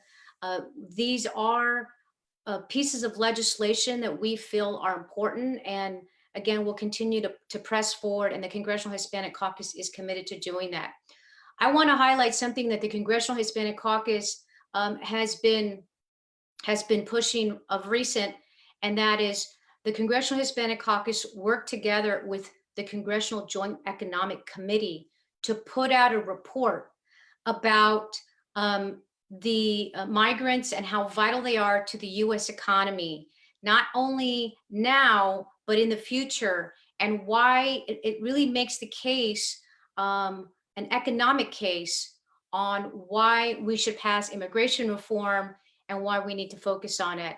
You know, for some of us, it's the right thing to do. And for some of us, it's the morally humane thing to do. For others, we need an economic argument. I think there's plenty to go to point to make that case. I want to just highlight a couple of things from that joint economic report, just to give you a sense of what's in it. And that is 1 in 7 of the total US population is foreign born, about 46 million. More than 1 in 6 workers in the United States are 1 in 6 workers are foreign born. Foreign born workers, let me see here, I'm trying to read through it. Foreign born workers are overrepresented in key occupations in the field of health, accounting for 38% of home health aides, 29% of physicians, and 23% of pharmacists. We don't have to look very further than coronavirus to know the essential role that immigrants have played, being on the front lines. And so I often tell people, you know, who attended to you in the hospital? Who was the doctor, you know, that attended to you when you needed somebody there? And I think we've seen about 3/4 of undocumented immigrants in the labor workforce are classified as essential. So we are the essential workers. And immigrants start approximately 25% of new firms in the United States. So they're entrepreneurs as well, and adding to the economy, which we know always right now there's a lot of concern. And I think this goes hand in hand with Dr. Raul Hinojosa's recent study findings that show that unauthorized immigrant workers are tremendous current and future contributors to our economy. Immigrant spending power, relative youth, high levels of employment in STEM fields, and high rates of entrepreneurship make them key contributors to our economy. I think something else from the report, immigrants in the United States make up approximately 1 in 7 residents, 1 in 6 workers, and create about 1 in 4 of new businesses. So immigrants are more likely to be our entrepreneurs, uniquely positioned to drive the current economic recovery and future economic growth, even though their businesses were disproportionately affected by the coronavirus reception. And immigrant-owned businesses in the United States currently employ close to 8 million American workers. It's immigrants and the children of immigrants have started almost half of all Fortune 500 companies. That is a remarkable figure. And I like to say it and repeat it again.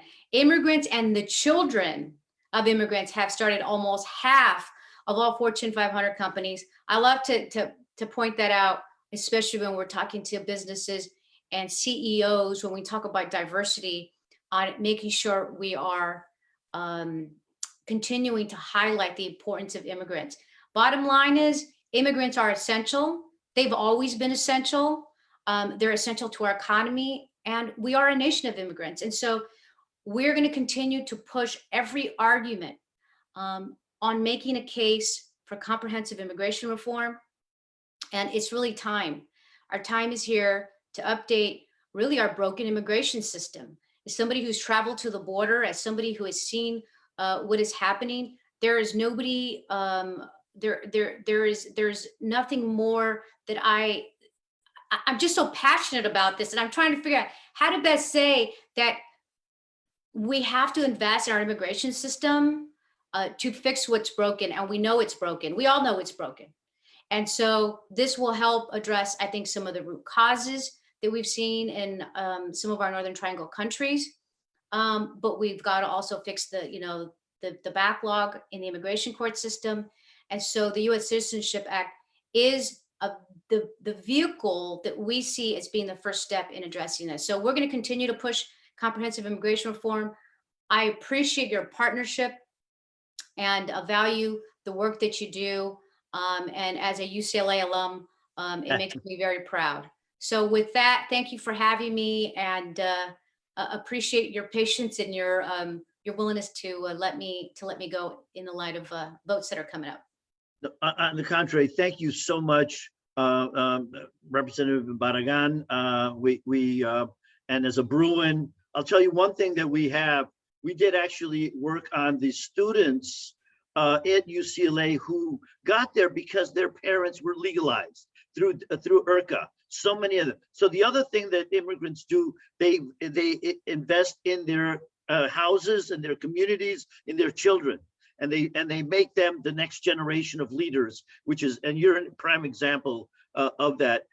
If I could just say one quick thing, I know you have to go. We please make sure that people do not forget the concept of root causes in Mexico. Yes, the Northern Triangle is very, very important, but what people fail to grasp yet is that more people are still coming from Mexico than from Central America, and particularly poor indigenous parts of Mexico that are very similar to Central America in terms of the outmigration. And many of them are in your district, as you know.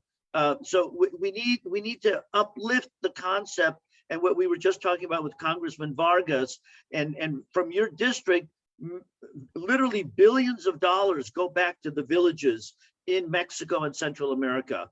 And we can turn that around as a source of economic development, sustainable economic development at this moment of climate crisis in Southern Mexico and in Central America. So we'd love to continue working with you on all of these leadership ideas that you are uniquely qualified, I think, to be able to bring to your colleagues. Excellent points, and thank you. We will continue to work together. And it's a great point about Mexico and making sure, we're having that dialogue and helping there too. I know the vice president just had a conversation yesterday and is traveling there as well as the Northern Triangle countries. So thank you so much again. Thank you. Take care. Thank you, Representative Barragan, for being here with us. We appreciate your time and all your input into the conversation. We do need to make sure that we need your guidance and let us know what we need to do next, because we are active grassroots movement nationwide. And we want to make sure that anything that you're doing, that we're backing you up and making sure we activate all our grassroots movements all around the nation, which we do have, but we need guidance from all our Congress members who are fighting the fight in the front line. So thank you for that. And I will just encourage you to, when you're reaching out to your network of people across the country you're working with, it's making sure that your networks in red congressional district and red states are talking to their elected officials. And we continue to highlight the economic impact that immigrants have made to the country and will make to the country, to make that case, because it's common sense that we do this in addition to it being the right thing to do. So thank you so much. Bye-bye. Thank you. Thank you so much. Now, next, we're going to have Beatrice Garcia. Welcome, Beatrice. Thank you, Magali. Good afternoon. I'm Beatrice Garcia. I'm the daughter of Mexican immigrant farm workers who toiled in California's Central Coast for 40 years to raise 8 children. All of us are college educated and giving back to our community through our careers as teachers, school administrators, urban planners, engineers, and community organizers. Some of my extended family continues to work in California's field, picking the fruits and vegetables that your families enjoy every day. I grew up on both sides of the border, and immigration has been a significant issue in my life, as I have some of my closest friends and family deal with the broken immigration system daily, and have worked organizing immigrants for over 20 years of my career. I live on the border in San Diego in Congressman Vargas's district. And from my neighborhood park, I see the lights of Tijuana just south of us. And I see the immigrant children and families that arrive in our shelters at the convention center and in my local Catholic parish. I now serve as the state director of Gamaliel of California, and I'm a proud member of the Gamaliel National Organizing Network. The Gamaliel National Network was founded in 1986 to train community and faith leaders in building political power and creating organizations that unite people of diverse faiths and races. Our mission is to empower ordinary people to effectively participate in the political and environmental, social, and economic decisions affecting their lives. Gamaliel's diverse members apply our faith and values to the pursuit of equal opportunity for all, shared abundance, and stronger, more prosperous communities. We are guided by our faith and values and believe that God creates every human life in beauty, dignity, and respect.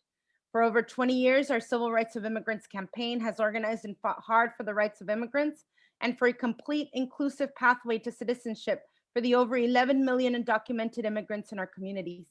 Our immigrant brothers and sisters have been at the front lines during the last year of this pandemic that continues ravishing our communities. Unlike many of us who could work from home, they had to go to work every day in order to continue feeding their families, risking their health and their lives to this virus. Unfortunately, these immigrant workers have always been essential and yet have been treated as disposable. We are here today to say enough is enough. Essential workers are the backbone of keeping this economy going during this time and crucial for the economic recovery of the whole nation. We have the path forward to fix this broken system now, and we must take the opportunity to make it happen. We appreciate the initiative by the Biden administration for introducing the US Citizenship Act of 2021. We are hopeful, but recognize that actions speak louder than words for the countless other representatives and senators who have not taken action on this issue. We're looking and calling on you to stand with your colleagues and with our country in fixing this broken system.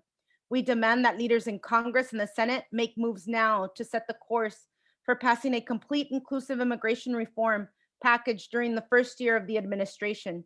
We have a path, we have the power, and our nation's economy needs it. As people of faith, we believe that all human beings are created in the image of God and possess an inherent human dignity that includes the right to food, shelter, freedom, and the opportunity to provide for their own good and to contribute to the good of their communities. We are taught in the Hebrew scripture that when a stranger resides with you in your land, you shall not oppress the stranger. The stranger who resides with you shall be to you as the citizen among you. You shall love the stranger as yourself, for you were strangers in the land of Egypt. We're also reminded again in Gospels that we must welcome the stranger, extend hospitality, and care for them as ourselves. For by doing so, some people have shown hospitality to angels without knowing it. You, as congressional representatives and senators, have the opportunity to live up to our moral call to love the stranger among us. Actions speak louder than words. We are watching and we are taking action. We ask that you do the same to pass complete inclusive immigration reform and the US Citizenship Act of 2021 now. Thank you.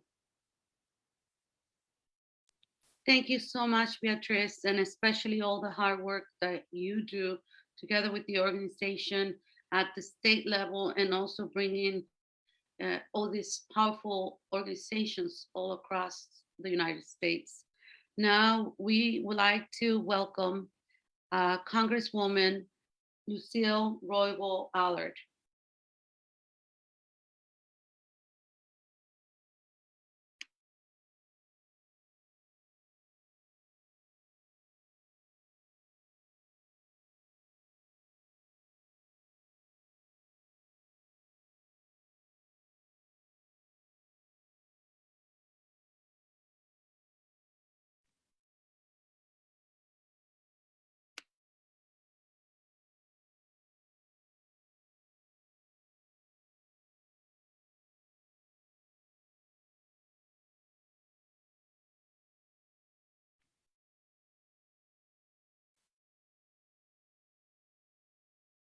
Okay, so we're having again some technical difficulties. Therefore, I thank Dr. Raul Hinojosa and Beatrice Garcia for their kind invitation to address you today. As you know, President Biden has asked the Congressional Hispanic Caucus and Congresswoman Linda Sanchez to take the lead in introducing his bill, H.R. 1177, the U.S. Citizenship Act of 2021. This is a comprehensive bill that addresses the long-standing problems of our broken immigration system, which were exacerbated by the irresponsibility and cruelty of the previous administration. This has resulted in immigrant families being demonized and subjected to hateful rhetoric by ignorant individuals blinded to the goodness and contributions immigrants make to our country. Despite their misguided beliefs, immigrants are a valuable and integral part of the fabric of our American society. From the beginning of the COVID-19 pandemic, undocumented immigrants have played a vital role as essential workers, many risking their lives daily to protect us. Throughout the pandemic, they continue to grow, package, and stock our food, teach our children, and serve as doctors, nurses, and caregivers. Yet in spite of their sacrifices on our behalf, they are treated as disposable and subjected to constant threats of deportation. Providing a pathway to citizenship for undocumented immigrants is not only the right and moral thing to do, it is in the best interest of our country. I am proud to be a co-sponsor of the President's bill, which prioritizes family unity and creates an earned roadmap to citizenship for the 11 million immigrants who live, work, and contribute billions of dollars yearly to our nation's economy. In addition, the bill promotes refugee integration and citizenship, and it makes those who legalize under the bill eligible for Medicaid without the current 5-year bar. I am pleased the bill also includes key provisions of my Dream and Promise Act, and that it expedites a pathway to citizenship for DACA recipients and makes them eligible for the CARE Act's affordable tax credits and subsidies. And I'm also pleased the bill makes Dreamers eligible for health benefits, housing assistance, and in-state tuition. While we are fortunate Democrats control the 3 branches of the federal government, our success will not be achieved easily. Republicans have said they oppose the bill, and some Democrats have expressed concerns. That means our success will take more than the hard work of the Congressional Hispanic Caucus, the support of Speaker Pelosi, Senate Leader Schumer, and the Biden administration to once and for all end the fear and uncertainty that has plagued the lives of millions of immigrants living in our country. Our success will take the continued work and active participation and lobbying by advocates like you, our allies, and immigrants from across the nation, urging their members of Congress to support the U.S. Citizenship Act of 2021. With our unified activism and the ample support from a determined electorate for congressional action, we can and will emerge victorious this Congress. That is our mission to success, and I will continue to fight with you until victory is won. Thank you for having me. I wish you a successful event.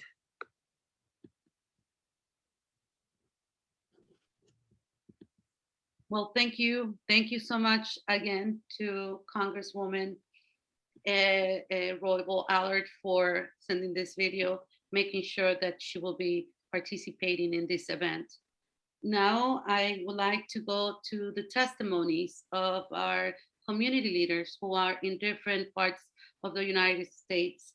And I would like to introduce Arely Leanos. Welcome. Hi, good afternoon or good morning to everyone. My name is Arely Leanos Ayala, and I really hope my testimony will reach other Congress members too. The reason why we're doing this meeting is for you guys to support us for a complete inclusive immigration reform. If people have the residency, it can help them worry less about their surroundings, safety, and job. Right now, it's hard for those because they don't feel secure, and everyone should be able to feel safe in this country. That is why I'm here to support and raise my voice so that we can make this happen. Like I said, my name is Arely Leanos Ayala, and I am a student at Tokyo High School in Lodi, California. I am 14 years old, and I have an 11-year-old brother who has autism. My little brother has inspired me to pursue a career in psychology to work with children, including children with disabilities. That is why I want to study to fulfill the dreams for why my parents came to this country. My parents are from Mexico. They came to the United States 20 years ago. My brother and I were born in this country. They have been working in the fields all their lives. My father works picking grapes. He prepares the grape so that it bears a better fruit for the wine. He also prepares the cattle feed to produce milk. He does that every day. Even if it rains and the sun is hot, they always have to go to work. As essential workers, my parents had to work during this pandemic. As an older sister and only 14 years old, I don't know what I would do if I don't have my parents. I would like my parents to have the opportunity to obtain a complete inclusive immigration reform so that their dreams of going to see their families will be fulfilled. My grandparents have become ill and my parents have not been able to see them. I hope that soon my parents will have the opportunity to obtain their residency to worry less about their work and safety, and so that my brother and I will have them close by. Just like them, many families want the same thing. We will continue fighting for a complete inclusive immigration reform. Thank you.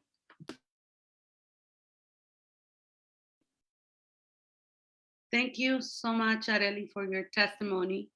And it is amazing to see a young girl like yourself speaking about this issue, that it's, again, this is a social issue. It's an earned pathway to citizenship, as she's saying. Now, I would like to welcome our next speaker, and it will be Oscar Hernandez. Welcome, Oscar. Saludos. Con un poco de problemas, pero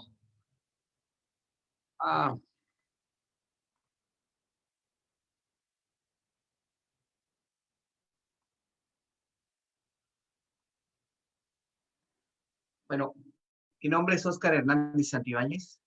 Soy migrante, líder comunitario, director y presidente de la Fundación Cuautla Los Hijos Ausentes y de la Federación Casa Morelos. También soy consejero de organizaciones binacionales como United Across Border y Fuerza Migrante. Llegué en el año de 1996 a Estados Unidos. Vivo en California, donde he formado una familia y he hecho raíces. La decisión de cruzar la frontera fue la falta de oportunidades en mi país. Oportunidades que me permitieran alcanzar mis metas. Oportunidades para ayudar a mi familia. Oportunidades para mis hijos y proporcionarles una vida digna. He trabajado todos los días y luchado por sobresalir en este país. Sin embargo, a causa de la pandemia, perdí mi negocio. La crisis me alcanzó, no recibí los estímulos económicos, tampoco califiqué para los beneficios. Afectó realmente mis logros. La lucha por alcanzar mis objetivos se desmoronó. Sin embargo, mis metas no terminan hoy. No terminan aquí.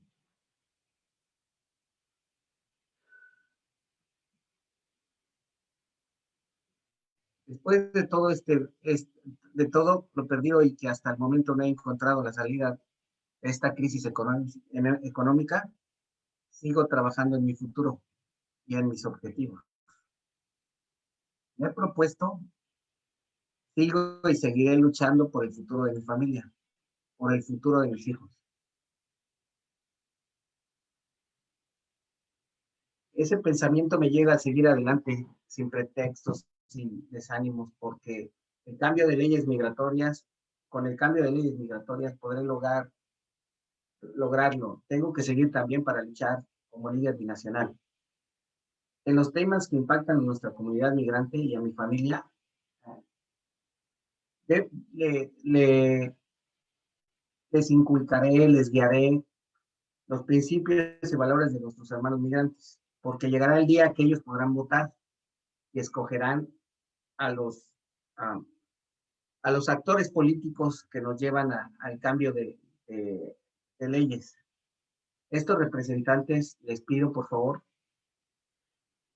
que tengamos esa reforma inclusiva total. La lucha sigue. Gracias, Oscar. Gracias por tu testimonio y lo apreciamos. We really appreciate your testimony. And yes, this fight will continue. So now we will hear from Enedina Ledesma. Welcome. Bienvenida, Enedina.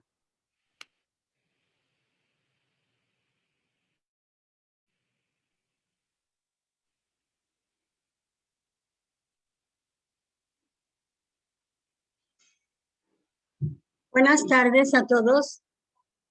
Mi nombre es Enedina Ledesma. Soy inmigrante mexicana y vivo en Escondido, California. Soy trabajadora esencial y terminé mi carrera profesional en México como contador público. Tengo 2 hijos, una joven de 24 años que estudió ciencias políticas en la Universidad de California de San Diego y es beneficiaria de DACA. Y tengo un hijo de 17 años estudiando high school y el DACA para él está en proceso. Mi esposo y yo hemos trabajado muy duro para sacar adelante a nuestra familia con valores de honestidad y de respeto. La vida en este país no ha sido nada fácil. Siempre hemos tenido limitaciones económicas, limitaciones para vacacionar, ya que no podemos viajar. Siempre estamos a expensas de ser detenidos por inmigración. No tenemos seguro médico. Hemos sido discriminados muchas veces y sin embargo, hemos salido adelante. Soy profesional como trabajadora doméstica. Me gusta hacer mi trabajo responsablemente y por supuesto que si ustedes preguntan a cualquier cliente, esos clientes pues son ciudadanos de este país, les podrán dar como resultado una buena referencia de mi trabajo. Yo soy una prueba de que no soy criminal, como lo mencionaba el anterior presidente Trump.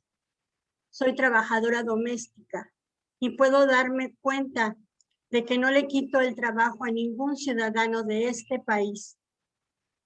Cuando termino mi trabajo, cuando termino una jornada de trabajo, me siento exhausta, sin energía y en muchas ocasiones termino adolorida de mi cuerpo. Y este sentir no es mío solamente, sino que es el sentir de muchos trabajadores inmigrantes que desgastan sus cuerpos para llevar el pan a sus hogares. Cabe mencionar que yo pago impuestos a la IRS cada año para cubrir el seguro social de los ciudadanos estadounidenses y yo no recibo nada. Representantes, congresistas, somos seres humanos que aportamos a la economía de este país y por eso merecemos y exigimos una completa e inclusiva reforma migratoria y que apoye al proyecto de ley de ciudadanía de 2021. Gracias. Muchísimas gracias por ese testimonio. Thank you so much.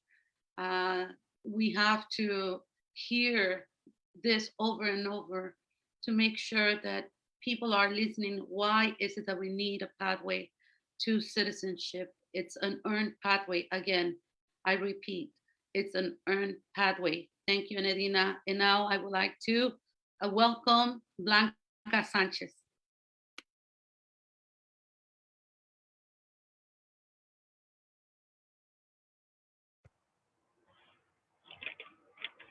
Gracias, Magali. Sí, está bien mi audio, nada más quiero confirmar. Sí, está bien. Ok, gracias. Mi nombre es Blanca Sánchez. Soy líder en la Asociación Asamblea de Derechos Civiles en Minnesota y secretaria de la Asociación de Residentes del Parque de Casas Móviles Dayton, en el lugar donde vivo. Soy madre, soy esposa, soy hija, soy hermana, soy tía, soy amiga y una mujer de fe. Hace 22 años que llegué de mi país, México, a este estado de Minnesota como inmigrante para reunirme con mi esposo que ya estaba aquí desde hacía tiempo, con el propósito de trabajar para tener una mejor calidad de vida para nosotros y nuestros hijos.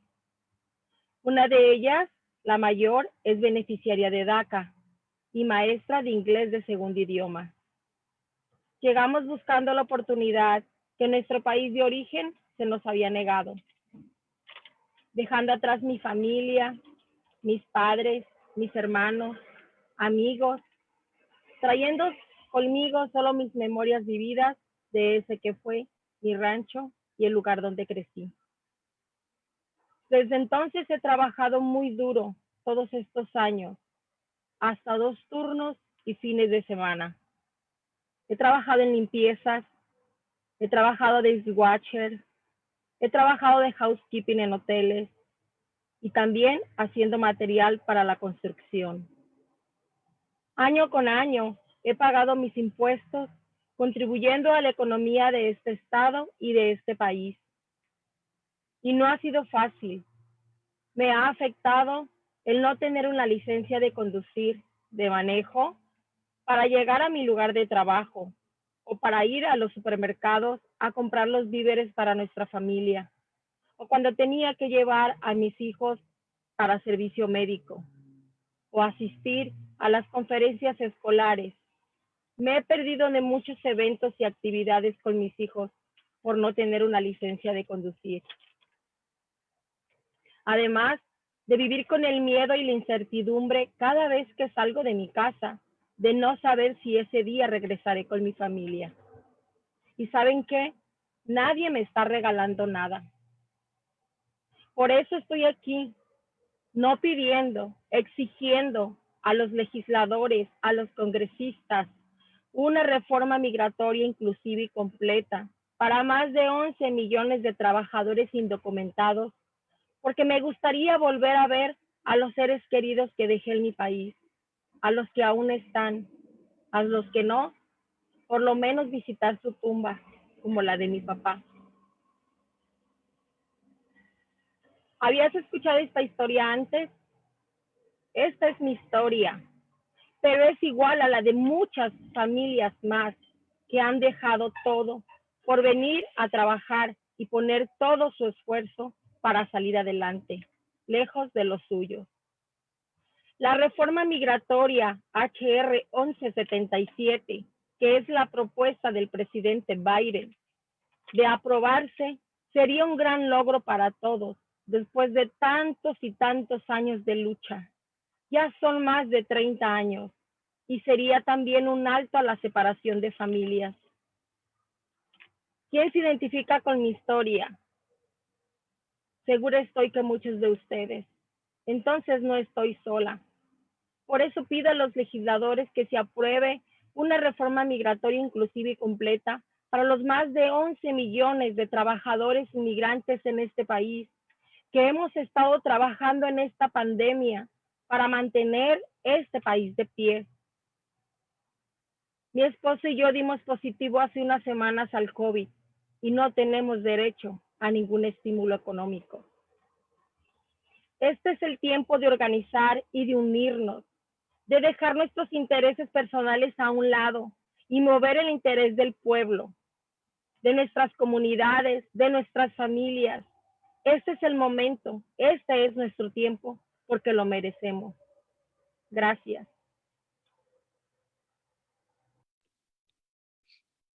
Gracias a ti, Blanca.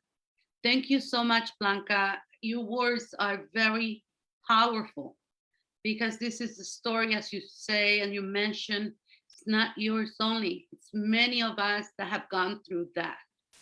And we have, as some members of Congress mentioned, and Dolores also mentioned, and Professor Hinojosa mentioned, that we have this window of opportunity.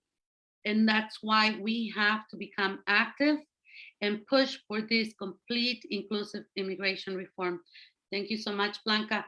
Now we are going to welcome again our Congress member, Chuy Garcia.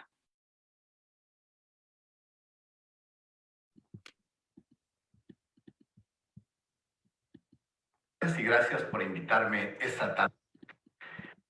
Buenas tardes y gracias por invitarme esta tarde. We are in a determining moment in our history and our fight for immigration reform. The U.S. Citizenship Act of 2021, Essential Workers Bill, Farm Modernization Workers Bill are all great first steps in rewriting our immigration laws and establishing a fair and humane system. For decades, I've heard the plight of neighbors and people in my community whose lives have been put on hold because they lack the protections these bills give them. Now is the time to undo past harms and be intentional about untangling crime from immigration policy. Millions of immigrants end up punished twice, by the outdated, inhumane immigration system and the punitive legal system. That's why I was pleased to see the Biden administration start their tenure with bold commitments to our immigrant families by introducing the most progressive immigration platform in partnership with the Senate and House leaders, the U.S. Citizenship Act of 2021. We know it's a great first step, but there's much work for us to do. These are foundational pieces we hope to decriminalize immigration, stop local enforcement and deportations, bring back deported veterans, and keep families together. We cannot let this opportunity pass us up again. This is our time to make immigration reform a reality for us all. For the essential workers fighting COVID and saving lives, for the farm workers feeding our communities, for the DACA recipients educating our students, for the TPS, DED holders, deported veterans, and last and certainly not least, the original dreamers, the parents who kept the American dream and the fight for immigrant justice alive. We've got 11 million people counting on us, and I'm glad that we can count on you to keep defending and lifting our communities up. I look forward to continuing working with you and other advocates to ensure we get the best outcome for our immigrant and mixed status families. Sí se puede.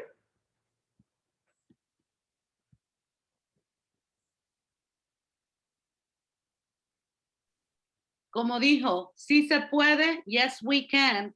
And thank you again for the Congress member Chuy Garcia sending this message. It's truly appreciated. And now we would like to welcome Norma Alcala to do a revision of what we have talked and some members of Congress have mentioned. She will be commenting on everything she heard. And as she said to me, I have learned a lot. Welcome, Norma Alcala.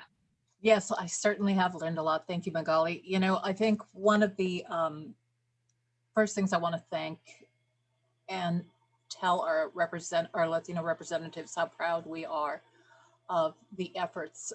They are pushing so hard to make certain that now is the time that we will finally have immigration reform. And hearing all these stories, you know, they were very compelling. You mentioned, Magali, it is something that has been earned. And I truly believe that. Hearing the stories of our young dreamers, a young gentleman who was in school, I mean, you know, he wasn't being given his grades. He worked hard for those grades. And hearing our workers, you know, Blanca's story and also Oscar's, these are folks who, you know, are working hard and they are contributing to this economy. And many times, like in Blanca's case, they get nothing back. They are paying taxes into this economy and they receive no benefits, no medical benefits. And this economy, you know, is taking those dollars that they take out of those paychecks. And what they're doing is they're supplementing Social Security. Congresswoman Nanette Paraga statistics were just so enlightening. I had no idea that, you know, half of Fortune 500, you know, people were immigrants or the children of immigrants. And I think that she made a very valid point. If we cannot compel members of Congress, you know, to do the right humanitarian thing in passing reform, then we must show them what the economy is thanks to, the burgeoning economy is thanks to all these workers and how much they contribute. If they can't, feel it with their hearts, then certainly with their, with their pockets. And I think this is sad. It's a sad commentary on where we are, but whatever gets the job done. I wanted to mention also how impressed I was with Aurelie, the 14-year-old young woman who spoke. She's been inspired by her family's struggle, by her brother's struggle, to take an occupation that, many young women her age probably aren't even thinking about, and, becoming a contributing member. And that's what it is. Latinos are contributing members, and, they give so much to their communities and they're getting absolutely nothing back. I wanted to mention something. The US birth rate is actually, it's much lower than expected. So we know that it's real critical to an economy, to have a strong workforce. We have it right here with our dreamers and all. And I wanted to say also that I want to do a quick shout out to California Senator Ana Caballero, a real champion, who is doing her part, on a state level by introducing SB 714. And that is empowering young dreamers to be able to have a seat at the table and to take part in a democratic process, of governance within the state. So I also wanted to mention, in terms of our work permits, one of the things that I see as a big obstacle is how long the immigration process takes and how incredibly expensive it is. That's very hard when many of our folks are just making minimum wage and they work so hard. The stress that I hear taking on bodies as factory workers, farm workers, who provide our food, as well as, domestic workers, who work in hotels and all. These are all people whose services are so critically necessary. And yet, we want to minimize, quite honestly, their humanity by not passing, immigration reform. So, I commend you and everyone here for everything that's being done, but I also shout out to the Democratic Party in particular, because immigration reform should be a top priority. I realize there are a lot of issues out there, but this is very critical in California, where we have more than, half of our population is Latino, and many of those are young people who are either in that, they are dreamers, and so much of the workforce also that's out there, that cannot, come out of the shadows. One of our Blanca, I believe, mentioned that, there's still that fear. So for the Democratic Party, I would ask the National Party to make immigration, a focus, and for those individuals that are not in line with our party platform within our own party, I think we really need to call them out and start making those calls to them. It was mentioned, and I think we need to.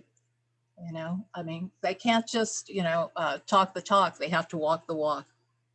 So that is my commentary on what I've heard so far. Gracias.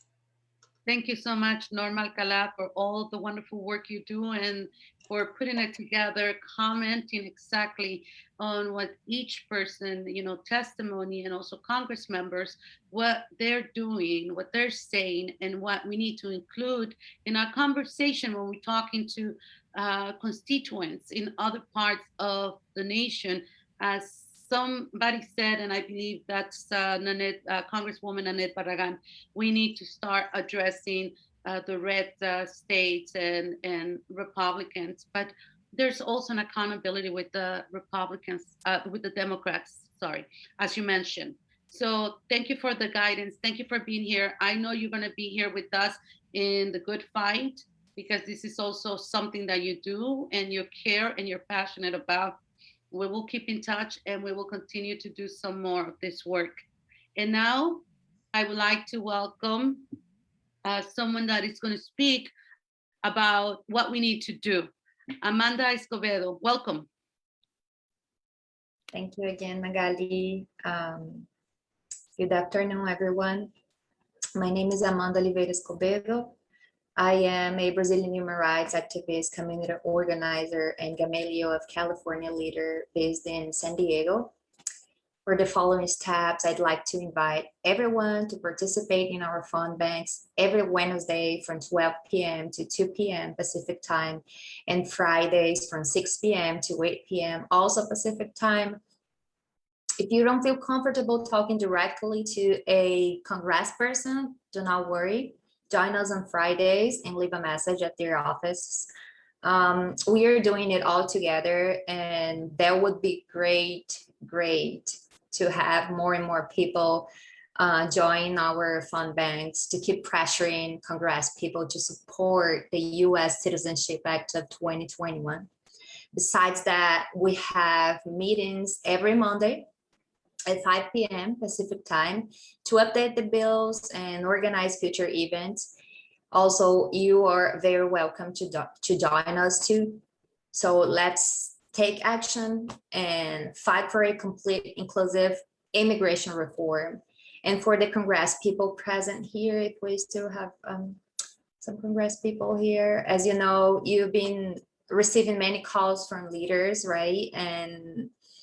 But what we need is you to committed to voting yes and to speak to your colleagues to support a much needed immigration reform.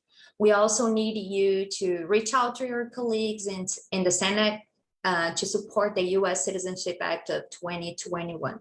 We must work together to make this happen this year. Thank you so much. Boa tarde a todos. Thank you so much, Amanda. That is right. We need to continue calling, joining the phone banks, where basically everyone knows that we have a few months to be able to pass some sort of legislation that would include everyone that has been here for a long time. And it's an earned pathway to citizenship. Again, it's not given, it's not free, it's not that we're just asking, it's an earned pathway. And I do want to say thank you everyone for being here. You are part of a big historical moment, because we're having this window of opportunities open. We must take it, grab it and take it, because no one is going to give it to us. So I do want to say thank you to everyone, but somebody's going to do closing remarks here. And I do want to welcome Beatrice. Adelante, compañera. Gracias, Magali.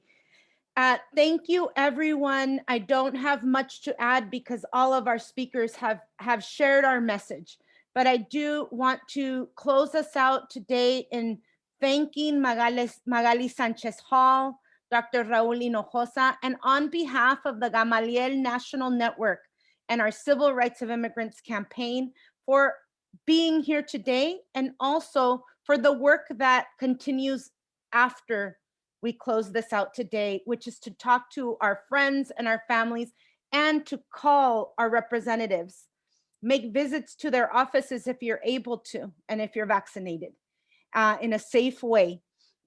Because as Magali said, we have the next 60 days to really create the momentum necessary and create the political will for those Congress people, not just the ones that were here with us today, but those that are right now in committee or at the Capitol building or working from home, to take this issue of the entire nation that will be able to transform us and transform the lives of over 11 million people. On behalf of the Gamaliel National Network, thank you, UCLA NAID Center. Thank you to all of our speakers and to the congressional leaders that were able to attend, and those who, though they were not able to attend, made an effort to be here with the pueblo. Thank you so much. And with that, we close out. Thank you and have a wonderful rest of your afternoon. Bye-bye.